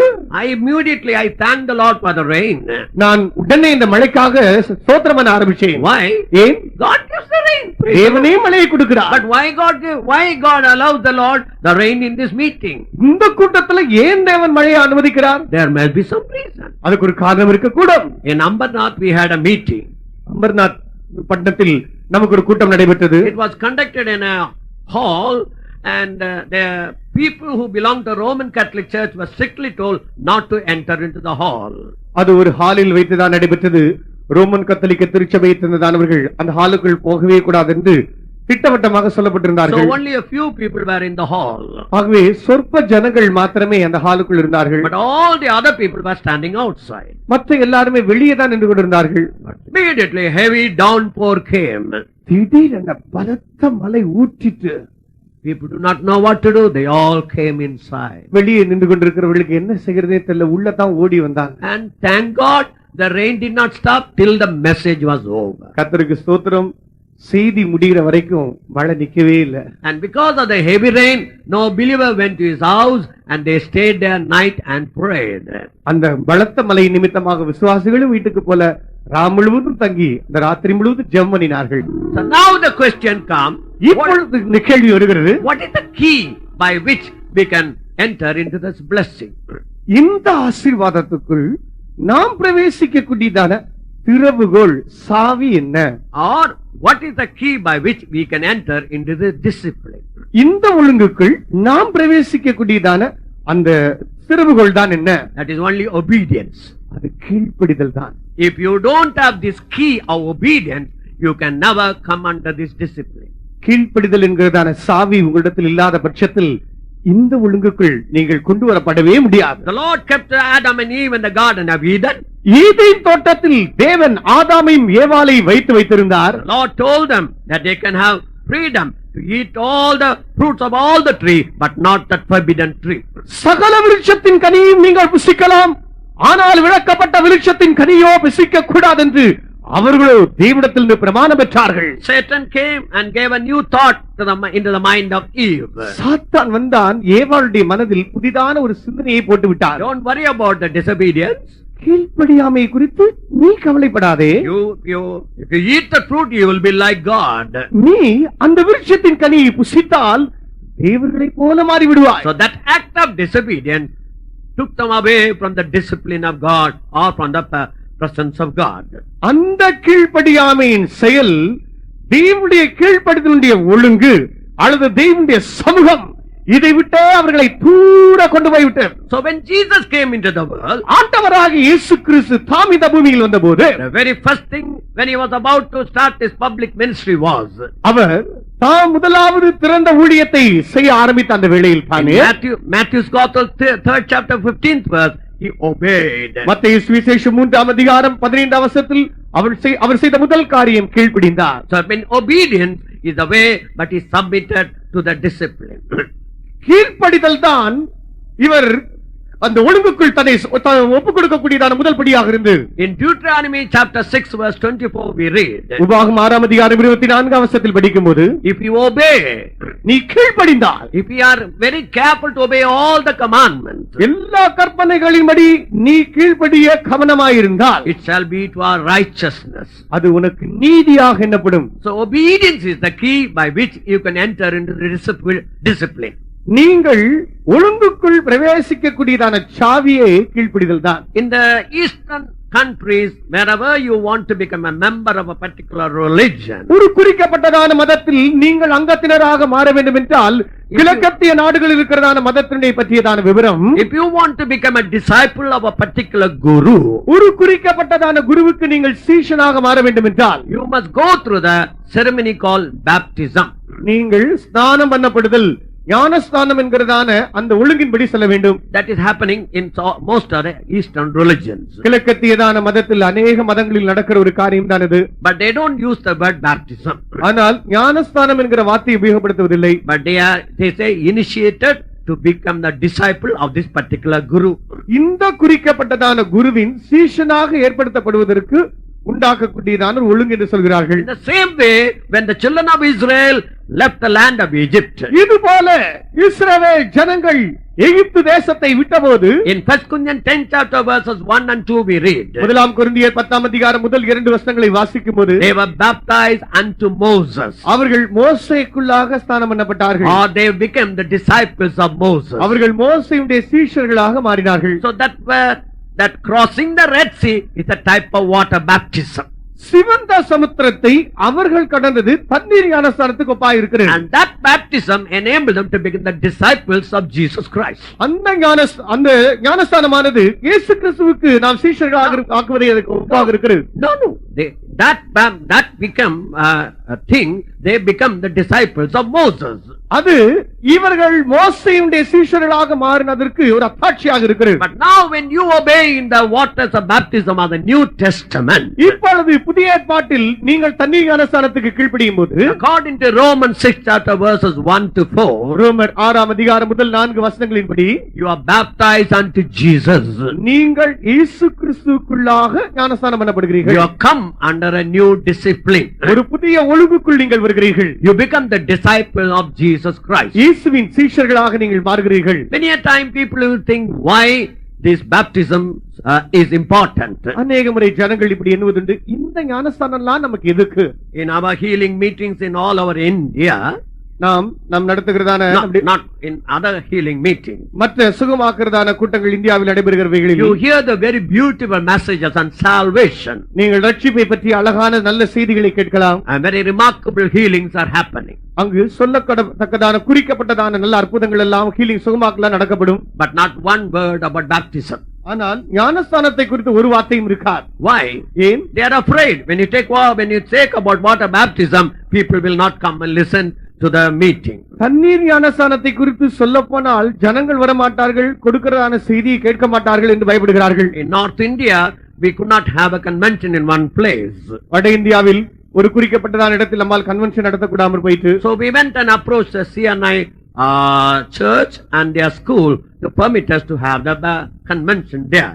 அங்கு நம்முடைய கன்வென்ஷன் கூட்டத்தை நடத்தி கொள்ளும்படியாக சிஎன்ஐ சபையுடைய பற்றி சபையிடத்தில் போய் அது குறித்தான அனுமதி நாம் கேட்க போனோம். They had a school hall. அவர்களுக்கு ஒரு பள்ளிக்கூடத்தில் ஒரு ஹால் இருந்தது. They told you can conduct a meeting but don't talk on water baptism. அவர்கள் சொன்னார்கள், வேண்டுமென்றால் கூட்டங்களை நடத்திக் கொள்ளுங்கள், தண்ணீர் ஞானஸ்தானத்தை குறித்து நீங்க பேசக்கூடாது. That we cannot guarantee. அது நாங்க ஒன்னும் அத்தாட்சியா சொல்ல முடியாது. So we were finally had to forced to go to a hospital. In the hospital there was a chapel and we conducted the meeting. ஆகவே மருத்துவமனை ஒன்றுக்கு நாங்கள் அணுக வேண்டியதாக இருந்தது. அங்கு ஒரு ஆலயம் இருந்தது. அந்த இடத்தில் தான் கூட்டம் நடைபெற வேண்டியதாக இருந்தது. All over the world, especially the word baptism means people are worried. முழு உலகத்திலும் ஞானஸ்தானம் என்கிறதான வார்த்தையை கேட்கும் போது ஜனங்கள் ஐயமுடுகிறார்கள். But brother, if you want to be disciplined, சகோதரரே, நீங்கள் ஒழுங்குக்குட்படுத்தப்பட வேண்டும் என்றால், or if you want to receive the true spiritual blessings, மெய்யான ஆவிக்குரிய ஆன்மீக ஆசீர்வாதங்கள் அனைத்தையும் நீங்கள் பெற வேண்டும் என்றால், tomorrow you will hear that how there is a rest in the depth. ஆழத்துக்குள் எவ்விதமாக ஒரு இளைப்பாறுதல் இருக்கிறது என்பதை நாளைக்கு நீங்கள் கேட்பீர்கள். When you enter in the river, நீங்கள் ஒரு நதிக்குள் பிரவேசிக்கும் போது there is an ankle deep depth, நதிக்குள் இறங்கும் போது கணுக்கால் அளவு ஆழம் உண்டு, knee deep depth, முழங்கால் அளவு ஆழம் உண்டு, and waist deep depth, இடுப்பளவு ஆழம் உண்டு, neck deep depth. கழுத்தளவும் ஆழம் உண்டு. So in the spiritual life, don't always stand on the ankle deep. There is a neck deep depth also. ஆவிக்குரிய ஜீவியத்தில் கணுக்கால் அளவு இருக்கிறதான ஒரு ஆழம் உண்டு, அதிலே இருக்க வேண்டாம். கழுத்தளவு இருக்கக்கூடிய ஆழம் உண்டு, அங்கே வாருங்கள். So to enter into that depth, you have to obey the discipline of the Lord. அந்த ஆழத்துக்குள் நீங்கள் கடந்து வர வேண்டும் என்றால் தேவனுடைய ஒழுங்குக்கு நீங்கள் கீழ்ப்பட வேண்டியது அவசியம். There are 4 points about this water baptism. இந்த தண்ணீர் ஞானஸ்தானத்தை குறித்து 4 விஷயங்கள் உண்டு. According to Mark's Gospel 16 chapter 16th verse, mark சுவிசேஷம் 16 அதிகாரம் 16 வசனத்தின்படி, he that believeth and is baptized shall be saved. விசுவாசம் உள்ளவனாகி ஞானஸ்தானம் பெற்றவன் ரட்சிக்கப்படுவான். That means only a believer can take water baptism. அந்த அர்த்தம் விசுவாசிக்கிறவன் ஒருவன் மாத்திரமே இந்த ஞானஸ்தானத்தை பெற முடியும். Second, according to Mark's Gospel 1st chapter 10th verse, அடுத்து மார்க்கு சுவிசேஷம் 1 அதிகாரம் 10 வசனத்தின்படி, Jesus was immersed into the water. ஆண்டவராகிய இயேசு கிறிஸ்து அவர் தண்ணீரில் மூழ்கி இது ஞானஸ்தானத்தை எடுத்தார். He came up out of the water. அவர் தண்ணீரிலிருந்து கரை ஏறினார். So baptism is by immersion. கொடுக்கப்படுகிற இந்த ஞானஸ்தானம் மூழ்கி கொடுக்கப்படக்கூடியதாக இருக்க வேண்டும். Third, according to Matthew's Gospel 28 chapter verse 29, அடுத்து மத்தேயு சுவிசேஷம் 28 அதிகாரம் 29 வசனத்தின்படி, this baptism must be given in the name of the Father, the Son and the Holy Ghost. இந்த கொடுக்கப்படுகிறது பிதா, குமாரன், பரிசுத்தாவி நாமத்தில் கொடுக்கப்பட வேண்டும். Fourth, according to Acts of the Apostles 2nd chapter verse 38, நான்காவது அப்போஸ்தலர் நடபடிகள் 2 அதிகாரம் 38 வசனத்தின்படி, repent, மனம் திரும்பி take baptism, தண்ணீர் ஞானஸ்தானம் எடுத்து then you will receive the gift of the Holy Spirit. அப்பொழுது பரிசுத்தாவியின் வரத்தை பெறுவீர்கள். So before you take baptism, தண்ணீர் ஞானஸ்நானம் எடுக்கும் முன்பு people must be taught that this is the step to receive the Holy Spirit. ஜனங்கள் பரிசுத்த ஆவியை பெறுவதற்கு இது ஒரு படி என்று சொல்லிக் கொடுக்கப்பட வேண்டும். If that be so, அது அப்படியானால் the one who baptizes you must be a person who received the Holy Spirit. உங்களுக்கு ஞானஸ்நானம் கொடுக்கக்கூடிய நபர் அவர் ஏற்கனவே பரிசுத்த ஆவியின் அபிஷேகத்தை பெற்ற ஒருவராக இருக்க வேண்டும். If not, that baptism had to be corrected. இல்லை என்றால் இந்த ஆதாரம் இல்லாத கொடுக்கப்படுகிறதான ஞானஸ்நானம் அது சரிப்படுத்தப்பட வேண்டும். According to Luke's Gospel 7th chapter verses 29 and 30, லூக்கா சுவிசேஷம் 7ஆம் அதிகாரம் 29-30 வசனங்களின்படி this baptism is the counsel of God. இந்த ஞானஸ்நானம் தேவ ஆலோசனை. Do not think that we are giving the counsel, but the Lord himself giving you the counsel. நாங்கள் இந்த ஆலோசனை கொடுக்கிறோம் என்று எண்ணிவிட வேண்டாம். ஆண்டவரே இந்த ஆலோசனை கொடுத்திருக்கிறார். Tonight, if there is anyone who have been saved but yet did not take water baptism, ரட்சிக்கப்பட்டேன் என்று சொல்லியும் தண்ணீர் ஞானஸ்நானம் எடுக்காமல் இந்த ராத்திரி வேளையில் யாராவது இருப்பீர்கள் என்றால், this is the time for you to obey in waters of baptism. நீங்கள் தண்ணீர் ஞானஸ்நானத்துக்கு கீழ்ப்படியக்கூடிய வேலை உங்களுக்கு இதுதான். Just for one moment, ஒரு க்ஷணம். those who are saved, ரட்சிக்கப்பட்டவர்கள், those who are obeyed in true waters of baptism, மெய்யான தண்ணீர் ஞானஸ்நானத்தில் கீழ்ப்படிந்தவர்கள், kindly lift up your hands and praise God. உங்களுடைய கரங்களை உயர்த்தி கர்த்தரை ஸ்தோத்திரியுங்கள். Praise the Lord, praise the Lord, praise the Lord, praise the Lord. There was a time hardly we can count people who obeyed. இவ்விதமாக கீழ்ப்படிந்தவர்கள் என்று என்ன வேண்டும் என்றால் மிகவும் சொற்ப ஜனங்கள் தான் இருந்த காலம் உண்டு. But thank God, thousands are obedient to water baptism. கர்த்தருக்கு ஸ்தோத்திரம். ஆயிரக்கணக்கான ஜனங்கள் தண்ணீர் ஞானஸ்நானத்துக்கு இப்பொழுது கீழ்ப்படிந்திருக்கிறார்கள். So when you enter into the discipline, you obey and take water baptism. இந்த ஒழுங்குக்குள் நீங்கள் கீழ்ப்படிய வேண்டும் என்றால், நீங்கள் உள்ளே பிரவேசிக்க வேண்டும் என்றால் கீழ்ப்படிந்து நீங்கள் தண்ணீர் ஞானஸ்நானம் எடுக்க வேண்டும். The second aspect of discipline is separation. இந்த ஒழுங்குபடுத்தலின் இரண்டாம் பகுதி வேறுபிரிதல். Kindly read Hebrews 13 chapter 13-12. எபிரேயர் 13ஆம் அதிகாரம் 13ஆம் வசனம் வாசியுங்கள். புறப்பட்டு போக கடவோம். Let us go forth therefore unto him without the camp, bearing his reproach. So to enter, to be with Jesus Christ, ஆண்டவராக இயேசு கிறிஸ்துவோடு கூட இருக்க வேண்டும் என்றால் you have to set out of the camp and meet the Jesus. நீங்கள் பாளையத்துக்கு புறமே புறப்பட்டு போய் இயேசுவோடு சேர்ந்து கொள்ள வேண்டும். There was a pastor who became a pastor in our mission later. நம்முடைய மத்தியில் ஒரு பாஸ்டர் இருந்தார். அவர் பிற்பாடு பாஸ்டர் ஆகக்கூடியதான ஒரு காலகட்டத்தில் முன்னே இருந்தார். Before that he was in one particular church. அதற்கு முன்னே ஒரு குறிக்கப்பட்ட சபையிலே அவர் இருந்தார். He was converted. அவர் மனம் திரும்பினார். He took water baptism. தண்ணீர் ஞானஸ்நானம் பெற்றுக் கொண்டார். He received the Holy Spirit. பரிசுத்த ஆவியின் அபிஷேகத்தை பெற்றார். Then he told Lord, I will not leave my mother church. I will stay in my church. பிற்பாடு ஆண்டவரிடத்தில் சொன்னார், ஆண்டவரே, என்னுடைய தாய் சபையை என்னால் விட முடியாது. இந்த தாய் சபையில் தான் நான் இருப்பேன் என்றார். That night he saw a dream. அந்த ராத்திரியிலே ஒரு சொப்பனத்தை அவர் கண்டாராம். There was a dead cow. செத்து போன ஒரு பசுமாடு இருந்தது. A live cow was trying to drink the milk of the dead cow. உயிருள்ள ஒரு கன்றுக்குட்டி செத்து போன பசுமாட்டிலிருந்து பால் குடிச்சிட்டு இருந்ததா. He heard a voice. What will happen to this live calf? ஒரு சத்தம் கேட்டதா. உயிரோடு இருக்கிற இந்த கன்றுக்குட்டிக்கு என்ன சம்பவிக்கும்? He told Lord it would die. ஆண்டவரே, இது செத்து போகுமே. He got up. Our எழும்பினார். He knew that God wanted him to separate. தேவன் இவரை வேறுபடுத்திக் கொள்ள வேண்டும் என்று வாஞ்சிக்கிறார் என்பதை விளங்கிக் கொண்டார். Now you remember the separation, not isolation. We are not isolating you from others.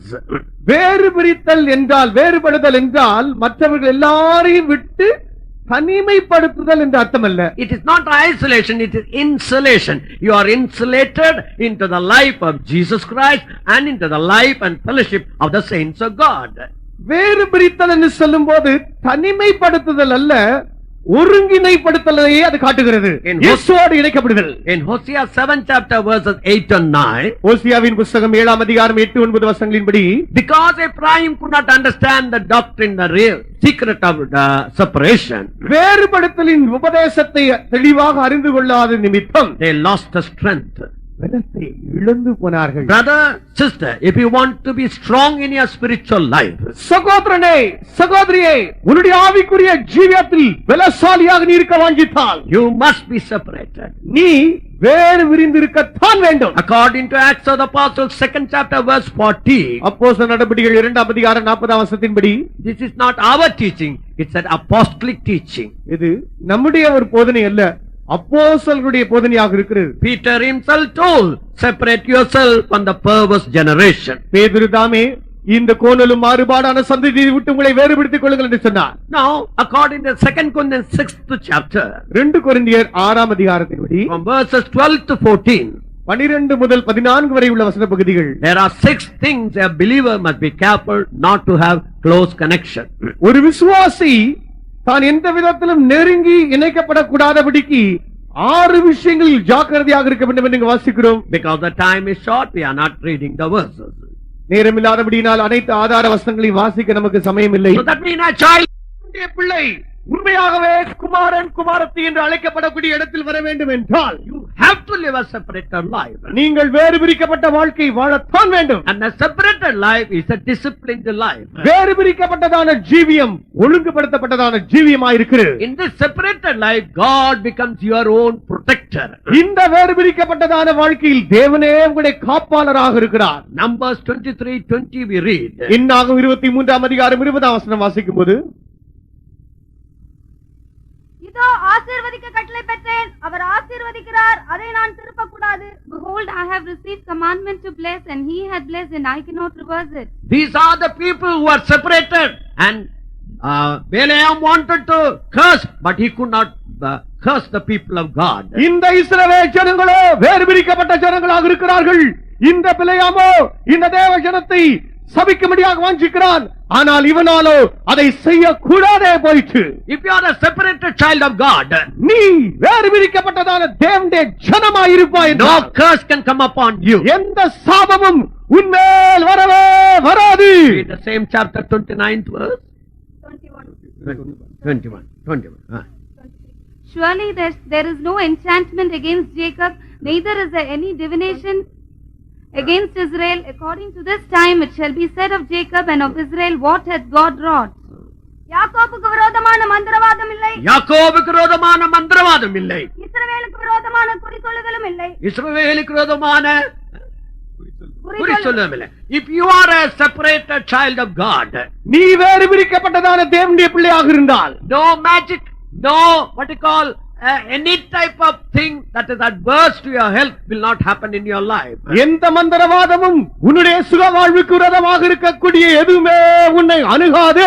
God becomes your protector. தேவனே உன்னை காக்கிறவராய் இருப்பார். In Psalms 91 verse 1 we read, 91 சங்கீதம் 1ஆம் வசனத்தில் வாசிக்கும் போது, when you come under the shadow of the mighty God, நீ உன்னதமானவருடைய சட்டை நிழலில் வந்தால், when you are separated and live under the mighty shadow of the mighty God, நீ வேறு பிரிக்கப்பட்டு உன்னதமான சர்வ வல்லவருடைய நிழலில் வந்தால், in the same chapter verse 10 we read, இதே அதிகாரம் 10ஆம் வசனத்தில் வாசிக்கிறோம், no plague shall come near your tabernacle. வாதை உன் கூடாரத்தை அணுகாது. So dear child of God, remember the blessing of the discipline of separation. அருமையான தேவனுடைய பிள்ளையே, வேறுபடுத்தல் உண்டாகக்கூடியதான ஒழுங்கின் வாழ்க்கையில் இருக்கக்கூடிய ஆசீர்வாதம் என்னதென்று But Paul gives one advice. பரிசுத்த பவுல் சில புத்திமதிகளை கொடுக்கிறார். Read 1 Corinthians 5th chapter 10 and 11. 1 கொரிந்தியர் 5ஆம் அதிகாரம் 10-11 வசனங்கள். ஆனாலும் இவ்வுலகத்தில் உள்ள விபசாரக்காரர், பொருளாசைக்காரர், கொள்ளைக்காரர், விக்கிரகாராதனைக்காரர் இவர்களோடு எவ்வளவும் கலந்திருக்க கூடாது என்று நான் எழுதவில்லை. அப்படியானால் நீங்கள் உலகத்தை விட்டு நீங்கி போக வேண்டியதா இருக்குமே. நான் உங்களுக்கு எழுதினது என்னவென்றால், சகோதரன் என்னப்பட்ட ஒருவன் விபசாரக்காரனாயாவது, பொருளாசைக்காரனாயாவது, விக்கிரகாராதனைக்காரனாயாவது, உதாசீனாயாவது, வெறியனாயாவது, கொள்ளைக்காரனாயாவது இருந்தால் அவனோட கலந்திருக்க கூடாது. அப்படிப்பட்டவனோட கூட புத்திக்கவும் கூடாது. Yet not altogether with the fornicators of this world, or with the covetous, or extortioners, or with idolaters, for then must ye needs go out of the world. But now I have written unto you not to keep company, if any man that is called a brother be a fornicator, or covetous, or an idolater, or a railer, or a drunkard, or an extortioner, with such as one know not to eat. So now there is an advice given by Paul. இப்பொழுது பரிசுத்த பவுலால் கொடுக்கக்கூடியதான ஒரு புத்திமதி இருக்கிறது. If a man who is a brother who lives in sin, சகோதரன் எனப்பட்ட ஒருவன் பாவத்திலே வாழ்க்கை செய்தால், you have to separate yourself. நீ உன்னை அவனிடத்திலிருந்து வேறுபிரிக்க வேண்டும். You cannot even have food with that person. அவனோடு கூட சாப்பிட கூட கூடாது. But then again another advice, மற்றொரு புத்திமதி 2 Corinthians 2nd chapter, 2 கொரிந்தியர் 2ஆம் அதிகாரம் verses 5 to 11. 5 முதல் 11 வரை உள்ள வசனங்கள். தமிழ்ல மாத்திரம் வாசி. துக்கம் உண்டாக்கினவன் எனக்கு மாத்திரமல்ல, ஒருவாறு உங்கள் எல்லாருக்கும் துக்கம் உண்டாக்கினான். நான் உங்கள் எல்லார் மேலும் அதிக பாரம் சுமத்தாதபடிக்கு இதை சொல்லுகிறேன். அப்படிப்பட்டவனுக்கு அநேகரால் உண்டான இந்த தண்டனையே போதும். ஆதலால் அவன் அதிக துக்கத்தில் அமிழ்ந்து போகாதபடிக்கு நீங்கள் அவனுக்கு மன்னித்து ஆறுதல் செய்ய வேண்டும். அந்தபடி உங்கள் அன்பை அவனுக்கு காண்பிக்கும்படி உங்களை வேண்டிக் கொள்கிறேன். நீங்கள் எல்லாவற்றிலேயும் கீழ்ப்படிந்திருக்கிறீர்களோ என்று உங்களை சோதித்தறியும்படி இப்படி எழுதினேன். எவனுக்கு நீங்கள் மன்னிக்கிறீர்களோ அவனுக்கு நானும் மன்னிக்கிறேன். மேலும் எதை நான் மன்னித்திருக்கிறேனோ அதை உங்கள் நிமித்தம் கிறிஸ்துவின் சன்னிதானத்திலே மன்னித்திருக்கிறேன். சாத்தானாலே நான் மோசம் போகாதபடிக்கு அப்படி செய்தேன். அவனுடைய தந்திரங்கள் நமக்கு தெரியாதவைகள் அல்லவே. When a mother washes her child, ஒரு தாய் தன்னுடைய பிள்ளையை போஷிக்கும் போது, she does not throw the child, but she only throws the dirty water. ஒரு தாய் தன்னுடைய குழந்தையை, She does not throw a child away, but throw only the dirty water. அவள் குழந்தையை வீசுவதில்லை, அந்த கெட்ட தண்ணீரை தான் வீசுகிறாள்.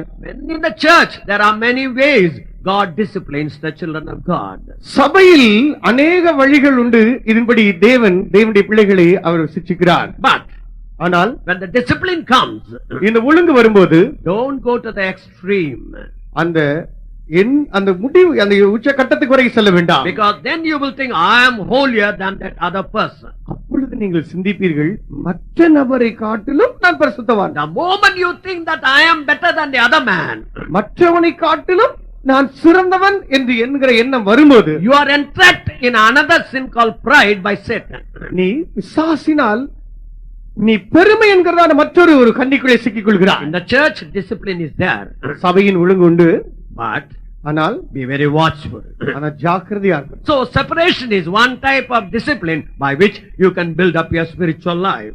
நீங்கள் உங்களுடைய ஆவிக்குரிய ஜீவியத்தை கட்டி எழுப்புவதற்கு வேறுபடுத்தல் என்று சொல்வது ஒரு ஒழுங்காக இருக்கிறது. Now the final rest will be in eternity. கடைசியாக இருக்கக்கூடிய அந்த இளைப்பாறுதல் நித்தியமாக இருக்கிறது. But before that there is a government in the earth called millennium. அதற்கு முன்பாக இந்த பூமியிலே 1000 வருஷ அரசாட்சி என்பது ஒன்று உண்டு. During that millennial, you and I are going to be the rulers. அந்த 1000 வருஷ அரசாட்சியின் போது நானும் நீங்களும் அரசாட்சி செய்கிறவர்களாக இருக்க போகிறோம். What will be the character of the millennial government? இந்த 1000 வருஷ அரசாட்சியினுடைய சுபாவம் தான் என்ன? In Isaiah chapter 33 verse 20 we read. ஏசாயாவின் புத்தகம் 33ஆம் அதிகாரம் 20ஆம் வசனத்தில் வாசிக்கும்போது, நம்முடைய பண்டிகைகள் ஆசரிக்கப்படும் நகரமாகிய சீயோனை நோக்கி பார். உன் கண்கள் எருசலேமை அமெரிக்கையான தாபரமாகவும் பெயர்க்கப்படாத கூடாரமாகவும் காணும். இனி அதன் முளைகள் என்றைக்கும் பிடுங்கப்படுவதும் இல்லை, அதன் கயிறுகளில் ஒன்றும் அறுந்து போவதும் இல்லை. Look upon Zion, the city of our solemnities. Thine eyes shall see Jerusalem, a quiet habitation, a tabernacle that shall not be taken down. Not one of the stakes thereof shall ever be removed, neither shall any of the cords thereof be broken. The millennial Jerusalem will be a quiet habitation. இந்த 1000 வருஷ அரசாட்சியின் அனுபவம் என்று சொல்லும்போது அது இளைப்பாறுதலின் ஸ்தாபன ஸ்தலமாக இருக்கும். It will be a city of festivals or city of rest. அது பண்டிகையை ஆசரிக்கக்கூடியதான நகரமாக அல்லது ஒரு இளைப்பாறக்கூடிய நகரமாக இருக்கும். In that city, if you read the last verse of the same chapter, இதே அதிகாரம் இந்த பட்டத்தில் கடைசி வசனத்தில் வாசிக்கும் போது இந்த பட்டத்தை no பற்றி, man will say I am sick. வியாதிப்பட்டிருக்கிறேன் என்று நகரவாசிகள் ஒருவரும் சொல்வதில்லை. That means that city has got two important characters. இந்த நகரத்துக்கு 2 முக்கியமான சுபாவங்கள் உள்ளன. It will be a habitation of rest. அது இளைப்பாறக்கூடிய ஒரு இடம், ஸ்தாபன ஸ்தலம். And no man will say I am sick. இதில் ஒருவரும் நான் வியாதிப்பட்டேன் என்று சொல்வதில்லை. If that be so, அது அப்படி இருந்தால் how can you who are going to be the ruler can say I am sick?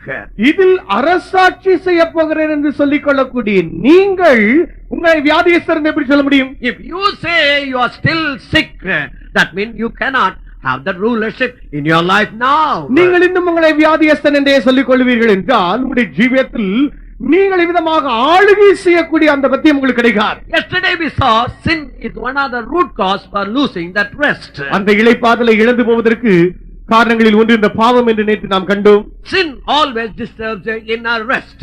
பாவம் எப்போதும் உள்ளான இளைப்பாறுதலை தொந்தரவுபடுத்துகிறது. But according to Luke's Gospel 13 chapter verse 16, லூக்கா சுவிசேஷம் 13ஆம் அதிகாரம் 16ஆம் வசனத்தின்படி, sickness also Jesus is a captivity. வியாதியும் கூட ஒரு சிறை என்று தான் இயேசு சொன்னார். So when you become sick, நீங்கள் வியாதிப்படும்போது you come under a captivity, you are a slave, you cannot rest. நீங்கள் ஒரு சிறைக்குள்ளாக வருகிறீர்கள், நீங்கள் உங்களுக்குள்ளாக இளைப்பாறுதலற்றக்கூடியதான இடத்தில் வந்து சென்று விடுகிறீர்கள். Then how can you be a ruler? அப்படியானால் நீங்கள் எப்படி ஒரு ஆளுகை செய்கிறவர்களாக இருக்க முடியும்? I was myself an asthmatic patient once. நான் முன்னே இளைப்பு வியாதி உள்ள ஒரு மனுஷனாக இருந்தேன். I had helped many people who suffered due to asthma. ஆஸ்துமாவினால் கஷ்டப்படுகிறதான அநேகருக்கு நான் உதவி செய்திருக்கிறேன். Nights and nights they had no sleep at all. இரவு பகலாக தூக்கமே இருக்காது. How much they longed for a wink of sleep, but they could not have it. ஒரு பொட்டு தூக்கம் கிடைக்குமா சொல்லி அவ்வளவு அங்கலாய்ப்பாங்க, ஆனா தூக்கமும் வராது. But ஆனா the moment you are delivered from that sickness, அந்த வியாதியிலிருந்து விடுதலையாக்கப்பட்ட க்ஷணத்திலே you find rest. ஒரு இளைப்பாறுதலை காணலாம். So healing brings rest in your life. சுகம் உங்கள் வாழ்க்கையிலே இளைப்பாறுதலை கொண்டு வந்து சேர்க்கிறது. Sickness brings disturbance in your life. வியாதி உங்கள் வாழ்விலே தொந்தரவுகள் குழப்பங்களை கொண்டு வந்து குவிக்கிறது. Now what is the secret of divine healing? தெய்வீக சுகத்தின் ரகசியம் தான் என்ன? According to Exodus 15 chapter verse 26, யாத்திராகமம் 15ஆம் அதிகாரம் 26ஆம் வசனத்தின்படி, if thou diligently hearken unto my voice. நீ என் சத்தத்தை கவனமாய் கேட்பாயாக. Very often Pentecostal brothers and sisters teach very vehemently.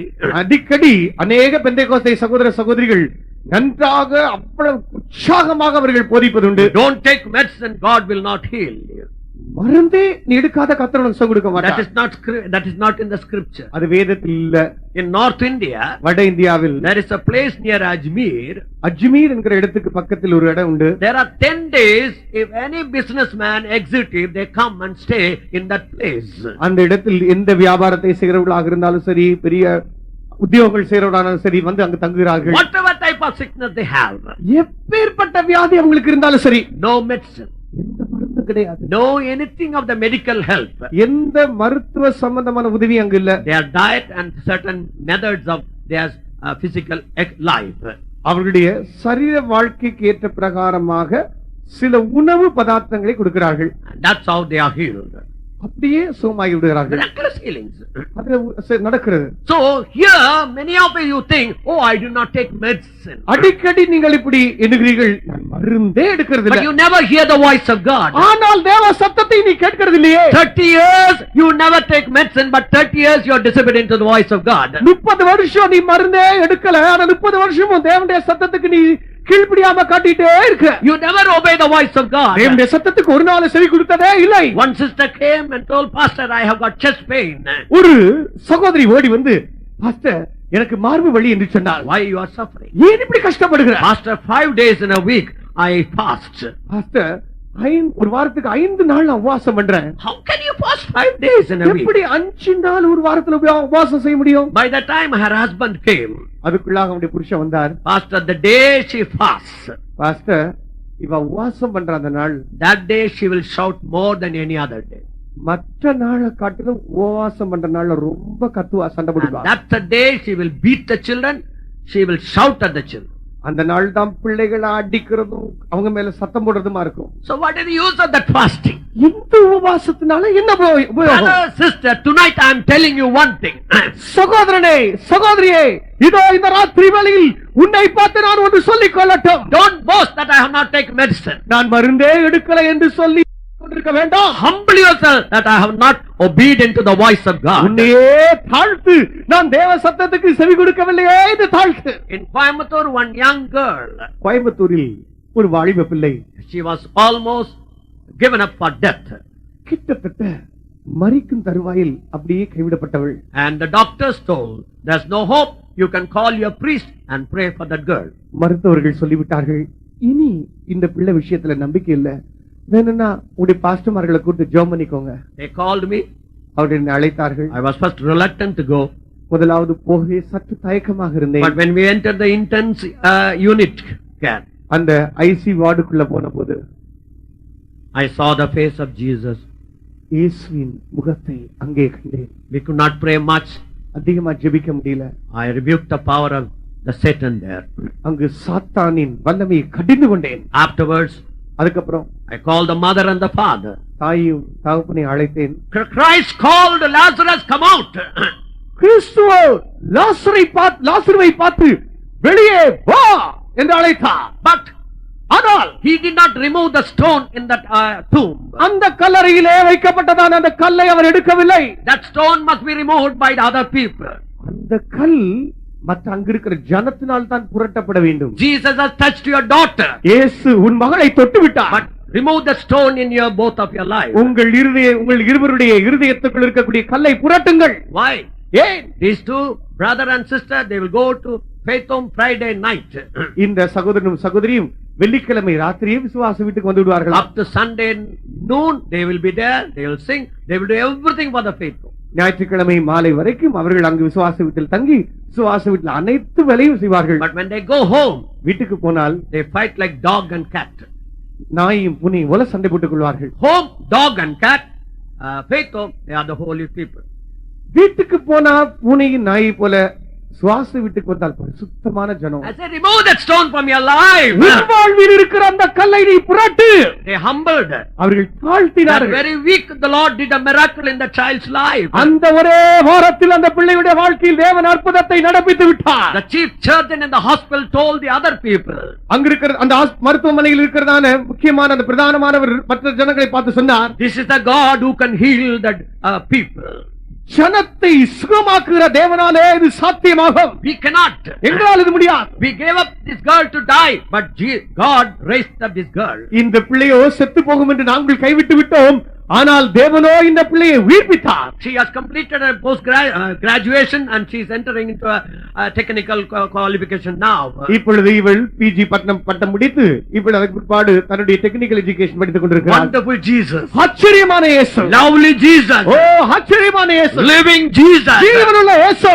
If you begin to hearken to the voice of Jesus tonight, இந்த ராத்திரி வேளையில் இயேசுவின் சத்தத்துக்கு வார்த்தைக்கு நீ செவி கொடுக்க வாஞ்சித்தார். you will receive healing to your body tonight. இந்த ராத்திரியில் உன் சரீரத்துக்கு சுகத்தை நீ தழுவிக் கொள்வாய். For 38 years one man was sick and lay on the pool of Bethesda. 38 வருஷ காலமாக ஒரு மனுஷன் வியாதிப்பட்டு பெதஸ்தா குளத்தின் அண்டையிலே கிடத்தி வைக்கப்பட்டிருந்தார். Jesus healed that man. இயேசு அந்த மனுஷனை சுகமாக்கினார். Later he met that man in John 5:14. அடுத்து யோவான் 5ஆம் அதிகாரம் 14ஆம் வசனத்தில் அதே மனுஷனை பார்த்து, Now you are healed, நீ இப்படி சுகமானாய், but very watchful. ஆனா நீ ஜாக்கிரதையாக இரு. If you sin, a worse thing will happen. அதிக கேடு ஒன்று வராதபடிக்கு நீ பாவம் செய்யாதே. So that means if you sin, mostly sickness have got a chance to rule over your life.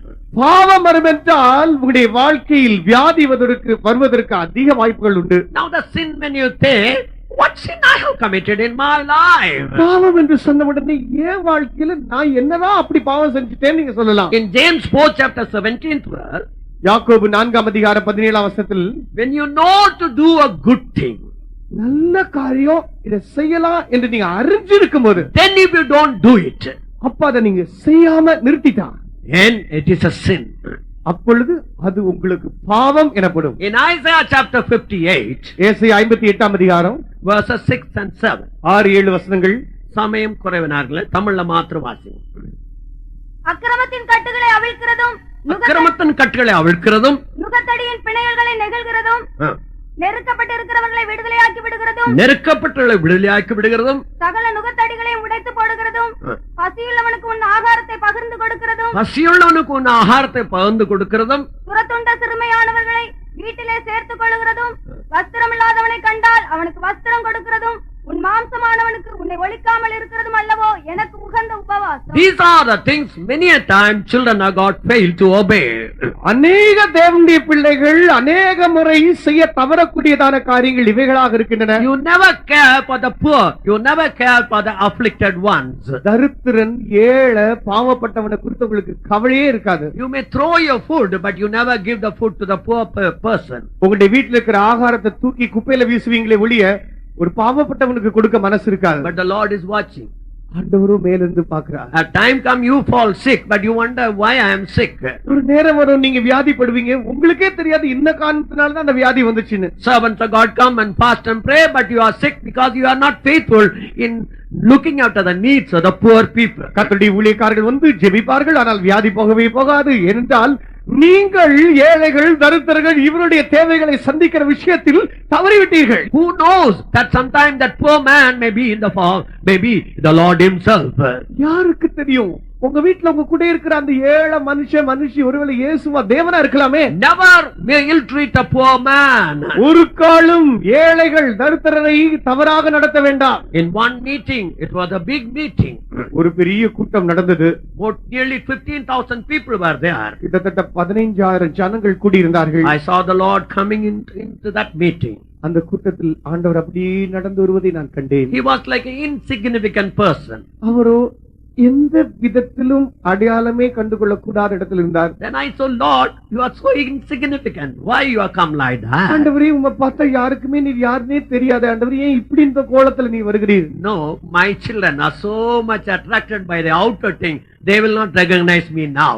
அப்பொழுது சொன்னார், இல்ல, என் ஜனம், என்னுடைய பிள்ளைகள் வெளித்தோற்றங்களால் அவ்வளவாய் கவர்ந்தெழுக்கப்பட்டாங்க. இப்பொழுது அவங்களுக்கு இதெல்லாம் அவங்களை காண முடியாது. They cannot recognize me. என்ன அவர்களால் அவர் உணர்ந்து கொள்ள முடியாது. Brother, sister, Jesus is coming in our midst. சகோதரனே, சகோதரியே, இயேசு நம்முடைய மத்தியில் வருகிறார். Never send a man with a hunger in his stomach. ஒரு காலம் பசியோடு, வயிற்று பசியோடு ஒரு மனுஷனை நீ அனுப்பாதே. Now read verses 9 and 10. 9-10 வசனங்களை வாசியுங்கள். தமிழ்ல மாத்திரம். அப்பொழுது நீ கூப்பிடுவாய், கர்த்தர் மறு உத்தரவு கொடுப்பார். நீ சத்தமிடுவாய், இதோ நான் இருக்கிறேன் என்று சொல்லுவார். நுகத்தடியையும் விரல் நீட்டுதல் mean pointing out the faults of other people. விரல் நீட்டுதல் அதனுடைய அர்த்தம் மற்றவருடைய குற்றங்களை சுட்டி காண்பிப்பது. All the time you point out the mistake of other people, you never find out what mistake that you have. எப்ப பார்த்தாலும் மற்றவருடைய குற்றத்தையே சொல்லிட்டு இருப்பது. என்ன குற்றம், என்ன தப்பு நீங்க செஞ்சீங்கன்னு சொல்லி சொல்றதே இல்ல. There was a time after a faith school teaching, we come and sleep. ஒரு காலம் இருந்தது. அப்படி எங்களுடைய விசுவாச வீட்டு பள்ளிக்கூடத்துல போதனை எல்லாம் சொல்லி கொடுத்துட்டு வந்து தூங்குறது உண்டு. Whole day we have to be with the children. முழு நாளும் பிள்ளைகளோட நேரத்தை போக்கணும். So after when we come to the evening meeting, we will sleep. அப்போ சாயந்தர கூட்டத்துக்கு வந்து உட்காரும்போது கலச்சி தூக்கம் தான் வரும். We try to keep up, but somehow the head will go down. எப்படியாவது சமாளிச்சு முழிச்சிருக்க முயற்சிப்போம், ஆனா தலை கீழே தான் சாயும். But the leader in the assembly, ஆனா சபையை நடத்துற அந்த நடத்திக்காரர் publicly, you sleeping all kinds of things he will tell. அவர் எல்லாருக்கு முன்னால வெளியரங்கமா இங்க வந்து தூங்குறீங்க பாரு சொல்லி அவ்வளவு சத்தமா திட்டுவார். We kept quiet. நாங்க அமைதியா இருந்தோம். But later, பின்னால, if he stands, he will sleep. If he sits, he will sleep. If he talk, he will sleep. Anytime he will begin to sleep. ஒரு நாள் வந்துச்சு, அவர் நின்னா தூங்குவாரு, உட்கார்ந்தா தூங்குவாரு, பேசினா தூங்குவாரு, என்ன செஞ்சாலும் தூக்கம். சாப்பிட்டு தூக்கம் கூட தூங்கிடுவார். சாப்பிட்டு முடிக்கிறக்குள்ள தூக்கம் வந்துடும். He always blamed us, but the same thing came in our life. அவர் எப்போது எங்களை குற்றம் சொல்லிட்டு இருந்தார், ஆனா அதே காரியம் அவரே பிடிச்சு. Don't blame other people. மற்றவங்களை ஒரு கால குற்றம் சாட்ட வேண்டாம். When you fall sick, find out whether you have blamed other people. நீ வியாதிப்படுவாய் என்றால் மற்ற ஜனத்தை, மற்றவர்களை குற்றப்படுத்தி இருக்கிறாயா என்று நீ யோசித்து பார். Next. அடுத்து, நிபச்சொல்லையும் நீ உன் நடுவில் இருந்து அகற்றி பசியுள்ளவனிடத்தில் உன் ஆத்துமாவை சாய்த்து சிறுமைப்பட்ட ஆத்துமாவை திருப்தியாக்கினாள். அப்பொழுது இருளில் உன் வெளிச்சம் உதித்து உன் அந்தகாரம் மத்தியானத்தை போலாகும். Brother, sister, beautiful way you can enjoy the divine health. சகோதரனே, சகோதரி, தெய்வீக ஆரோக்கியம் இருக்கிறது அல்லவா?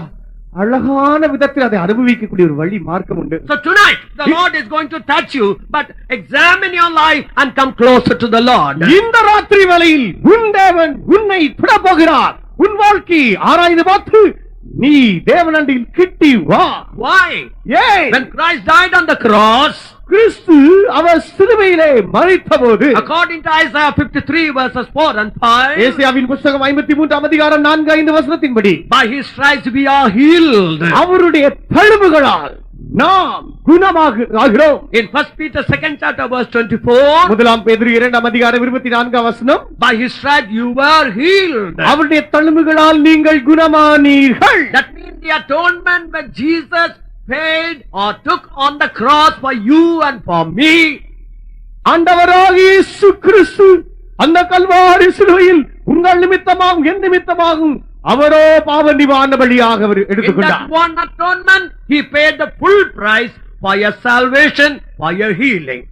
அந்த ஒரு பாவ நிவாரண பலியாய் தன்னை அர்ப்பணித்ததில் அவர் உங்களுடைய ரட்சிப்புக்கும் சுகத்துக்கும் உரிய அனைத்து நிவாரணங்களை செய்திருக்கிறார். That's why in Psalm 103 verse 3 we read, ஆகவே 103 சங்கீதம் 3 வசனத்தில் வாசிக்கும் போது, he forgiveth all your iniquities and healeth all your diseases. அவர் உன் அக்கிரமங்களை எல்லாம் மன்னித்து உன் நோய்களை எல்லாம் குணமாக்குகிறார். In 3 John verse 2 we read, 3 யோவான் 2 வசனத்தில் வாசிக்கும் போது, as your soul prospereth, your health also can prosper. உன் ஆத்துமா வாழ்ந்து சுகிக்கிறது போல நீ உன் எல்லாவற்றிலும் நீ சுகமாயிருப்பாயாக. So you can, as your soul prospereth, your health also can prosper. உன்னுடைய ஆத்துமா சுகமாய் வாழ்கிறது போல நீயும் உன்னுடைய சுகமும் சுகித்திருப்பதாக. For more than 430 years, the children of Israel were in the land of Egypt. இஸ்ரவேல் ஜனங்கள் 430 வருஷத்துக்கு அதிகமாக எகிப்து தேசத்திலே அவர்கள் இருந்தார்கள். They always went to a magician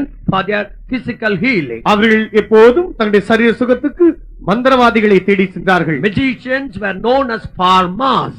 இந்த மந்திரவாதிகளுக்கு பார்மாஸ் என்று அவங்க பேராம். From that word only pharmacy comes. அந்த வார்த்தையிலிருந்து தான் பார்மசி என்று நாம் உபயோகப்படுத்துற வார்த்தை வந்திருக்கிறது. When they entered into the wilderness, வனாந்தரத்துக்குள் அவர்கள் போன போது they had no one to look other than the Lord. கர்த்தரை தவிர இவர்கள் பார்ப்பதற்கு வேற ஒருவருமே இல்லை. In Matthew's Gospel 6th chapter verse 24, மத்தேயு சுவிசேஷம் 6 அதிகாரம் 24 வசனம், you cannot serve God and mammon.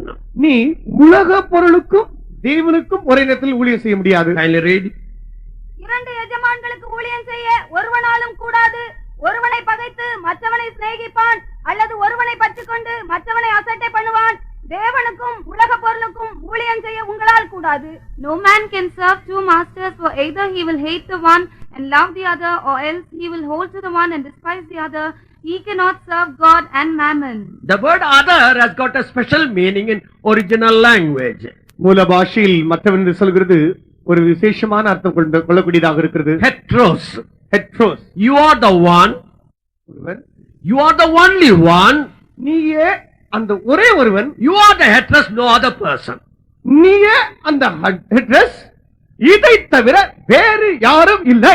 If God want to heal you, தேவன் உன்னை குணமாக்க வேண்டும் என்றால் you must come, Lord, you are the one. ஆண்டவரே நீரே ஒருவர், You are the only one. நீரே அந்த ஒரே ஒருவர். We don't have any other person other than you, O Lord. ஆண்டவரே உம்மை தவிர எங்களுக்கு வேறு யாருமே இல்லை என்கிற இடத்துக்கு வர வேண்டும். When you come to that place, அந்த இடத்துக்கு நீ வரும்போது this God will hearken to your prayer. இந்த தேவனுடைய சத்தத்துக்கு செவி கொடுப்பார். In Psalms 34 verse 6, 34 சங்கீதம் 6 வசனம், this poor man cried. இந்த ஏழை கூப்பிட்டான், He delivered him from all his problems. அவர் அவனுடைய இடுக்கண்கள் எல்லாவற்றிலிருந்து விடுதலையாக்கினார். 38 years that man was sick and were laying at the pool of Bethesda. 38 வருஷ காலமாக அந்த மனுஷனோ வியாதிப்பட்டு அந்த பெதஸ்தா குளத்தின் அண்டையிலே கிடக்கையாய் கிடந்தார். He was looking at the pool. அவனோ குளத்தையே பார்த்துக் கொண்டிருந்தான். Jesus came there. இயேசு அங்கே வந்தார். His eyes were on the pool. இவனுடைய கண்களோ குளத்திலே But பதிக்கப்பட்டிருந்தது. Jesus made him to look unto him. இயேசுவோ இவனுடைய பார்வையை தன் பக்கம் திசை திருப்பினார். Rise up and walk in the name of Jesus Christ. ஆண்டவராக இயேசு கிறிஸ்துவின் நாமத்தில் எழுந்து நட. In Vijayawada there was a man for 4 years he could not walk. விஜயவாடாவில் 4 வருஷ காலமாக நடக்கவே இயலாத ஒரு மனுஷன் அங்கே இருந்தான். 1,60,000 rupees he spent. கிட்டத்தட்ட 1,60,000 பணத்தை இது நிமித்தமாக செலவு பண்ணினார். 3 people carried him and brought to the meeting. 3 நபர்கள் இவனை சுமந்து கொண்டுதான் கூட்டத்தில் வந்து வைத்தார்கள். That day it rained like this at the beginning. அந்த நாள்ல இங்க மழை பெஞ்சது போல ஆரம்பத்துல மழை பெஞ்சது. I have to keep a kind of a covering only for the Bible and preach a simple message. வேத புத்தகம் நனையாதபடிக்கு கொஞ்சம் மூடி வச்சுட்டு அதை மாத்திரம் மூடி வச்சுட்டு This ஏதோ message, சின்ன ஒரு பிரசங்கம் தான் பண்ண முடிஞ்சது. I preached on the pool, the Jesus at the pool of Bethesda. Bethesda குளத்தின் அண்டையில் சென்ற இயேசுவை குறித்து பிரசங்கம் பண்ணினேன். This man looked unto Jesus. இந்த மனுஷனும் இயேசுவை பார்த்தான். He heard the voice of Jesus. இயேசுவின் சத்தத்தை கேட்டான். A power entered in his body. ஒரு சக்தி அவன் சரீரத்துக்குள்ளே புகுந்து கொண்டது. He told the people, remove, I got some power in my body. கூட நிக்கிறவங்கள பார்த்து சொன்னா, நீங்க கொஞ்சம் தள்ளிக்கோங்க, ஏதோ என் உடம்புல ஏதோ வல்லமை புகுறத நான் உணர்றேன். He got up. அவன் எழும்பினா. Slowly came to the platform. அவன் மெதுவா அந்த பிரசங்க மேடைக்கு வந்துட்டான். 4 years I never walked.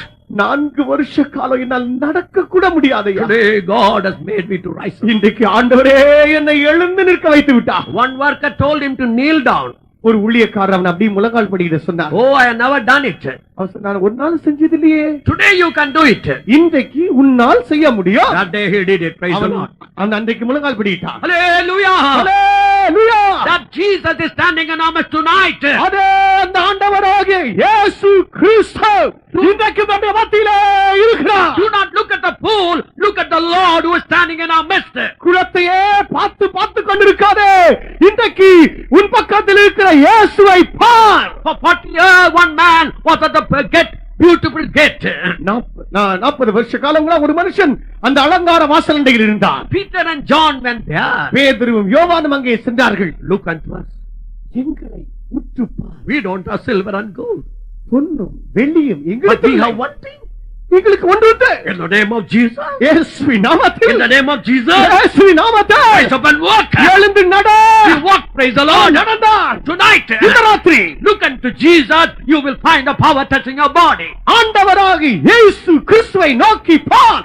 இதோ உன்னுடைய சரீரத்தில் வல்லமை சக்தி தொடுவதை நீ உணர்வாய். And this God இந்த தேவன் gives you many promises. அவர் உனக்கு அநேக வாக்குத்தத்தங்களை கொடுத்திருக்கிறார். In Tamil, quite quickly read Exodus 23rd chapter. யாத்ராம் 23ஆம் அதிகாரத்தை சீக்கிரமாக வாசியுங்கள். 25, 26. 25, 26. உங்கள் தேவனாகிய கர்த்தரையே சேவிக்க கடவீர்கள். அவர் உன் அப்பத்தையும் உன் தண்ணீரையும் ஆசீர்வதிப்பார். வியாதியை உன்னிலிருந்து விலக்குவேன். கற்பம் விழுகிறதும் மலடும் உன் தேசத்தில் இருப்பதில்லை. உன் ஆயுசு நாட்களை பூர்ணப்படுத்துவேன்.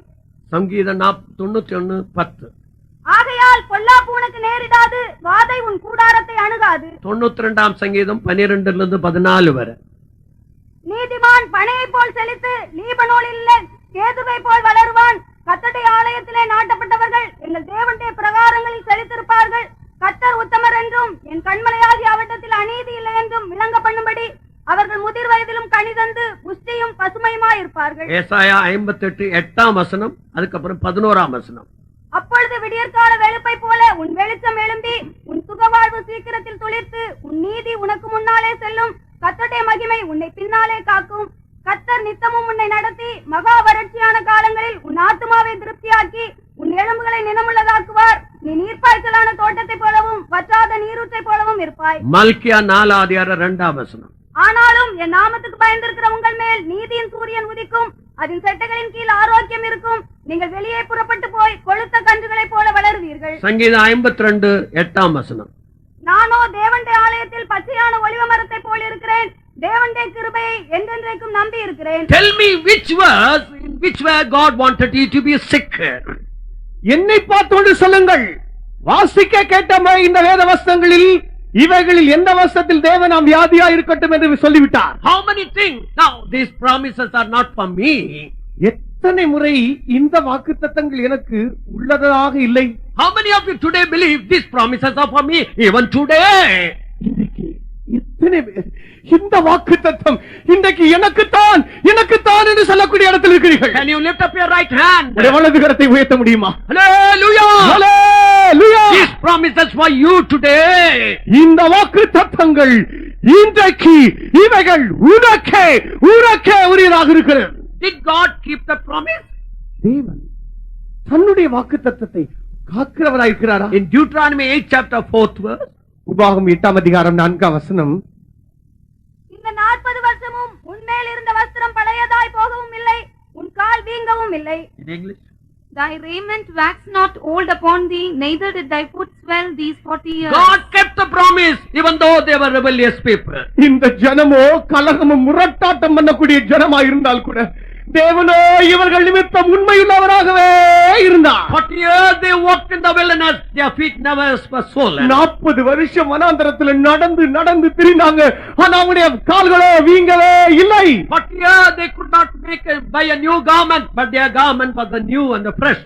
40 வருஷம் அவங்க அந்த வனாந்தரத்துல வேறு வஸ்திரம் வாங்க கூட அவங்களுக்கு முடியல, ஆனால் அவருடைய வஸ்திரம் பழமையாகவில்லை, புதிதாகவே இருந்தது. Now read Deuteronomy 34 chapter verse 7.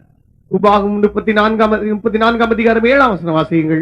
மோசே மரிக்கிற போது 120 வயதாயிருந்தான். அவன் கண் இருளடையவும் இல்லை, அவன் பலன் குறையவும் இல்லை. And Moses was 120 years old when he died. His eye was not dim, nor his natural force abated. Is there any person who is 120 years here in this world? இந்த கூட்டத்துல யாருக்காவது 130 வருஷம் இருக்கா? 30 வயசு, 130 வயசு, 100. See, Moses was 120. மோசே 120 வயசு உள்ளவனா But இருந்தான். his strength was never abated. அவனுடைய பலன் குன்றி போகல. I was a very sick person. நான் ரொம்ப வியாதி உள்ள ஒரு மனுஷனா தான் I இருந்தேன். can't even talk a few words. என்னால கொஞ்சம் வார்த்தை கூட பேச முடியாது. 3 days if I am up, 4 days I will in sick bed. 4 நாள் நல்லா இருந்தா, 3 நாள் நல்லா இருந்தா 4 நாள் வியாதியா இருப்பேன். But the Psalms 92 verses 12 to 14, 92ஆம் சங்கீதம் 12 முதல் 14 வரை உள்ள வசனங்கள் it changed my life. என் வாழ்க்கை அப்படியே The மாத்திருச்சு. righteous shall flourish like a palm tree. நீதிமான் பனையை போல் செழிப்பான். I was worried, Lord, how I am going to talk and rest when I myself is a sick person. ஆண்டவரே, நானே வியாதிப்பட்டிருக்கிறேனே, நான் போய் எப்படி இளைப்பாறுதலை பத்தி பேச போறேன்னு யோசித்தேன். Yesterday I had the battle in my body. நேற்றுக்கு என் சரீரத்துல ஒரு பெரிய போராட்டமே இருந்தது. Last night the Lord wonderfully healed me. தேவன் ஆச்சரிய பிரகாரமாக நேற்று ராத்திரி என்னை விடுதலையாக்கினார். Jesus is faithful. இயேசு உண்மையுள்ளவர். Now the question comes, are we disregard the medical and the medical opinion? இப்பொழுது ஒரு கேள்வி வரும், மருத்துவ சம்பந்தமான சான்றுகள் கூற்றுகளுக்கு நாங்க எதிர்த்து நிக்கிறோமா, ஒத்து போறது இல்லையா? No, it's not so. இல்ல, அது அப்படி இல்ல. There was a widow who attended the funeral of her husband. ஒரு விதவை இருந்தா, அவ விதவையான போது தன்னுடைய புருஷனுடைய அந்த அடக்கத்தில் போய் பங்கு கொள்ளக்கூடிய When நேரம் she attended the funeral, she slipped and fell and her back was broken. அவள் தன்னுடைய புருஷனுடைய அடக்கத்துல பங்கு கொள்ற நேரத்துல அவள் வழுக்கி விழுந்து இடுப்புல ஒரு முறிவை பெற்றுட்டா. A doctor were assigned to look after her. மருத்துவர் வந்து அவளை பார்க்கணும் சொல்லி அவளுக்கு சொல்லப்பட்டது. They told this doctor, be watchful, this woman will get angry with you. அப்பொழுது டாக்டர்ட்ட சொன்னாங்க, டாக்டர், இந்த பெண்ணை குறித்து ஜாக்கிரதையா இருங்க, இவ ரொம்ப கோவப்படுறவன் சொன்னாங்க. She lost her husband. தன் புருஷனை இழந்துட்டா. She had already broken her back. ஏற்கனவே தன்னுடைய முதுகெல்லாம் உடைஞ்சு இடுப்பு ஒடிஞ்சு போச்சு. She will talk little angrily. கொஞ்சம் கோவமா தான் பேசுவா. As he entered in the room, அவர் அந்த ரூமுக்குள்ள நுழைஞ்ச உடனே this sister almost got up in her bed. இந்த சகோதரியோ தன்னுடைய படுக்கையில் கிட்டத்தட்ட எழும்பக்கூடிய இடத்துல இருந்தா. Doctor, what help I can do for you?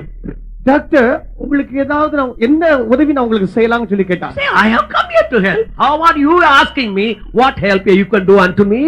நான் உங்களுக்கு உதவி செய்ய வந்திருக்க, உங்களுக்கு நான் என்ன உதவி செய்யட்டும், நீங்க எப்படி கேட்கலாம்னு சொல்லி கேட்டா. Doctor, my husband died. Doctor, என் புருஷன் தான் செத்து போயிட்டார். My relatives forsook me. என்னுடைய உறவினர்கள் எல்லாம் என்ன விட்டுட்டாங்க. But my God never forsook me. ஆனா என் தேவன் என்னை கைவிடவில்லையே. My God is with me. என் தேவன் என்னோடு கூட இருக்கிறார். This doctor was surprised.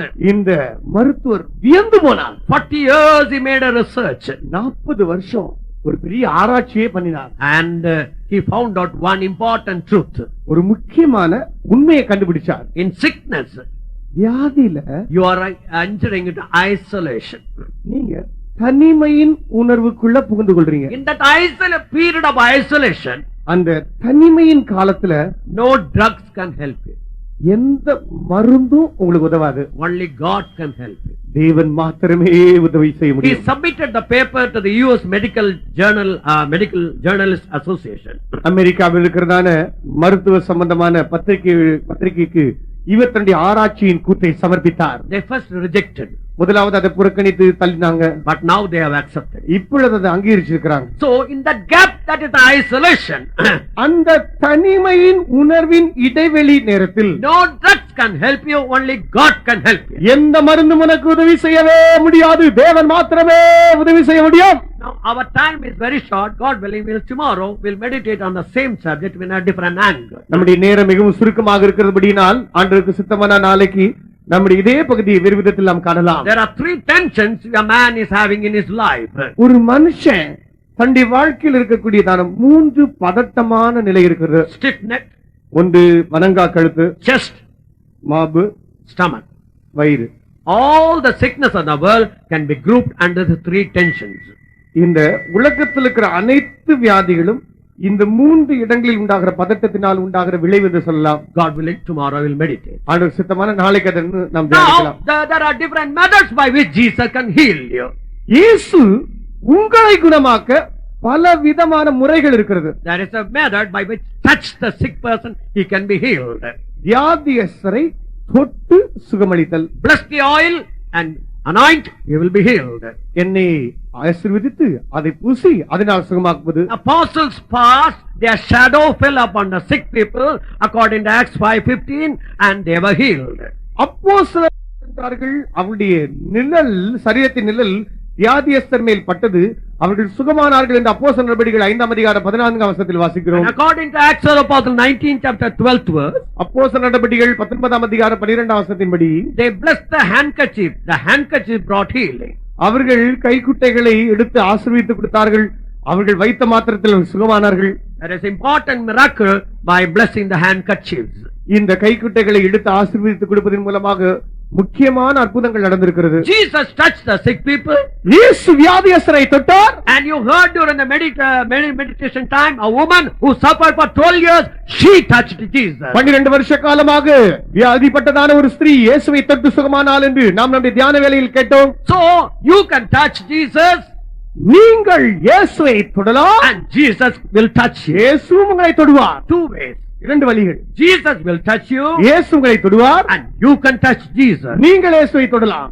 And the last method, கடைசி முறை according to Psalms 107 verse 20, 107ஆம் சங்கீதம் 20ஆம் வசனத்தின்படி he sent his word and healed the people. அவர் தம்முடைய வசனத்தை அனுப்பி வியாதியஸ்தரை குணமாக்குகிறார். In the meetings you will find different ways of healing gifts are operated. கூட்டங்கள் நடைபெறும்போது பல விதங்களில் பல தரப்புகளில் சுகமாக்குற வரங்கள் செயல்படுவதை காணலாம். But in my ministry, நான் செய்கிற ஊழியங்களில் the Lord uses one method, கர்த்தர் ஒரு வழியை உபயோகப்படுத்துகிறார். the word. வார்த்தை. I don't touch, நான் தொடுவதில்லை, but the word. வார்த்தை. Jesus, the word, will heal you tonight. வார்த்தையாகிய இயேசுவே இந்த ராத்திரி உன்னை சுகமாக்குவார். 3 logos, 3 லோகோஸ், living logos. ஒன்று ஜீவனுள்ள உயிருள்ள வார்த்தை. John 1:1. யோவான் 1:1. That is the living logos, that is Jesus Christ. ஜீவ வார்த்தை, அது உயிருள்ள லோகோ இயேசு. And then spoke written logos. எழுதப்பட்ட லோகோஸ் Hebrews 4:12. எபிரேயர் 4ஆம் அதிகாரம் 12ஆம் வசனம். That is written word of God. எழுதப்பட்ட தேவனுடைய வார்த்தை. And spoken logos. பேசப்பட்ட லோகோஸ் வார்த்தை. Holy Spirit speaks unto you. பரிசுத்த ஆவியானவர் உங்களோடு பேசுகிறார். In 1 Corinthians 2nd chapter, the last verse, I think. முதலாம் கொரிந்தியர் 2ஆம் அதிகாரம் கடைசி வார்த்தை. We don't speak, we don't adulterate the word of God. நாங்களோ கர்த்தருடைய வார்த்தை கலப்பாய் பேசாமல், We don't use human wisdom. சாதுரிய ஞானத்தை உபயோகப்படுத்தாமல், We use as the Spirit of God guides us to give. கர்த்தருடைய ஆவியானவர் எப்படி கொடுக்க வேண்டும் என்று வழிநடத்தல் கொடுக்கிறாரோ அதின்படியே கொடுக்கிறோம். So these 3 logos are going to operate tonight. இந்த ராத்திரி வேளையில் இப்படி 3 தரப்புகளில் வார்த்தை கிரியை செய்ய The போகிறது. living logos, ஜீவ வார்த்தை, the written logos, எழுதப்பட்ட வார்த்தை, the spoken logos. பேசப்படுகிற வார்த்தை. Now if God has to touch you and heal you, இப்பொழுது ஆண்டவரே உன்னை தொட்டு சுகமாக்க வேண்டும் என்றால், after the meeting there will be a prayer for sick people. கூட்டம் முடிந்த பிற்பாடு வியாதியஸ்தருக்காக ஜெபம் உண்டு. But tonight we are going to take a little time in praying for you sick now. இப்பொழுது கொஞ்ச நேரம் வியாதியஸ்தருக்காக இப்பொழுது நாம் ஜெபிக்க போகிறோம். According to Mark's Gospel 9th chapter verse 23. Mark சுவிசேஷம் 9ஆம் அதிகாரம் 23ஆம் வசனத்தின்படி தமிழ்ல வாசிங்க. இயேசு அவனை நோக்கி, நீ விசுவாசிக்க கூடுமானால் ஆகும், விசுவாசிக்கிறவனுக்கு எல்லாம் கூடும் என்றார். விசுவாசிக்கிறவனுக்கு எல்லாம் கூடும். It's possible for those who believe. எந்த விதமான வியாதி சூழலாக இருக்கட்டும், Whatever the sickness may be, விசுவாசித்தால் உங்களால் கூடும். if you believe, it will. இந்த சுகத்துல பல படிகள் உண்டு. In this healing, there are steps. இந்த கூட்டத்திலே உங்களுக்கு விடுதலை கிடைக்கும்.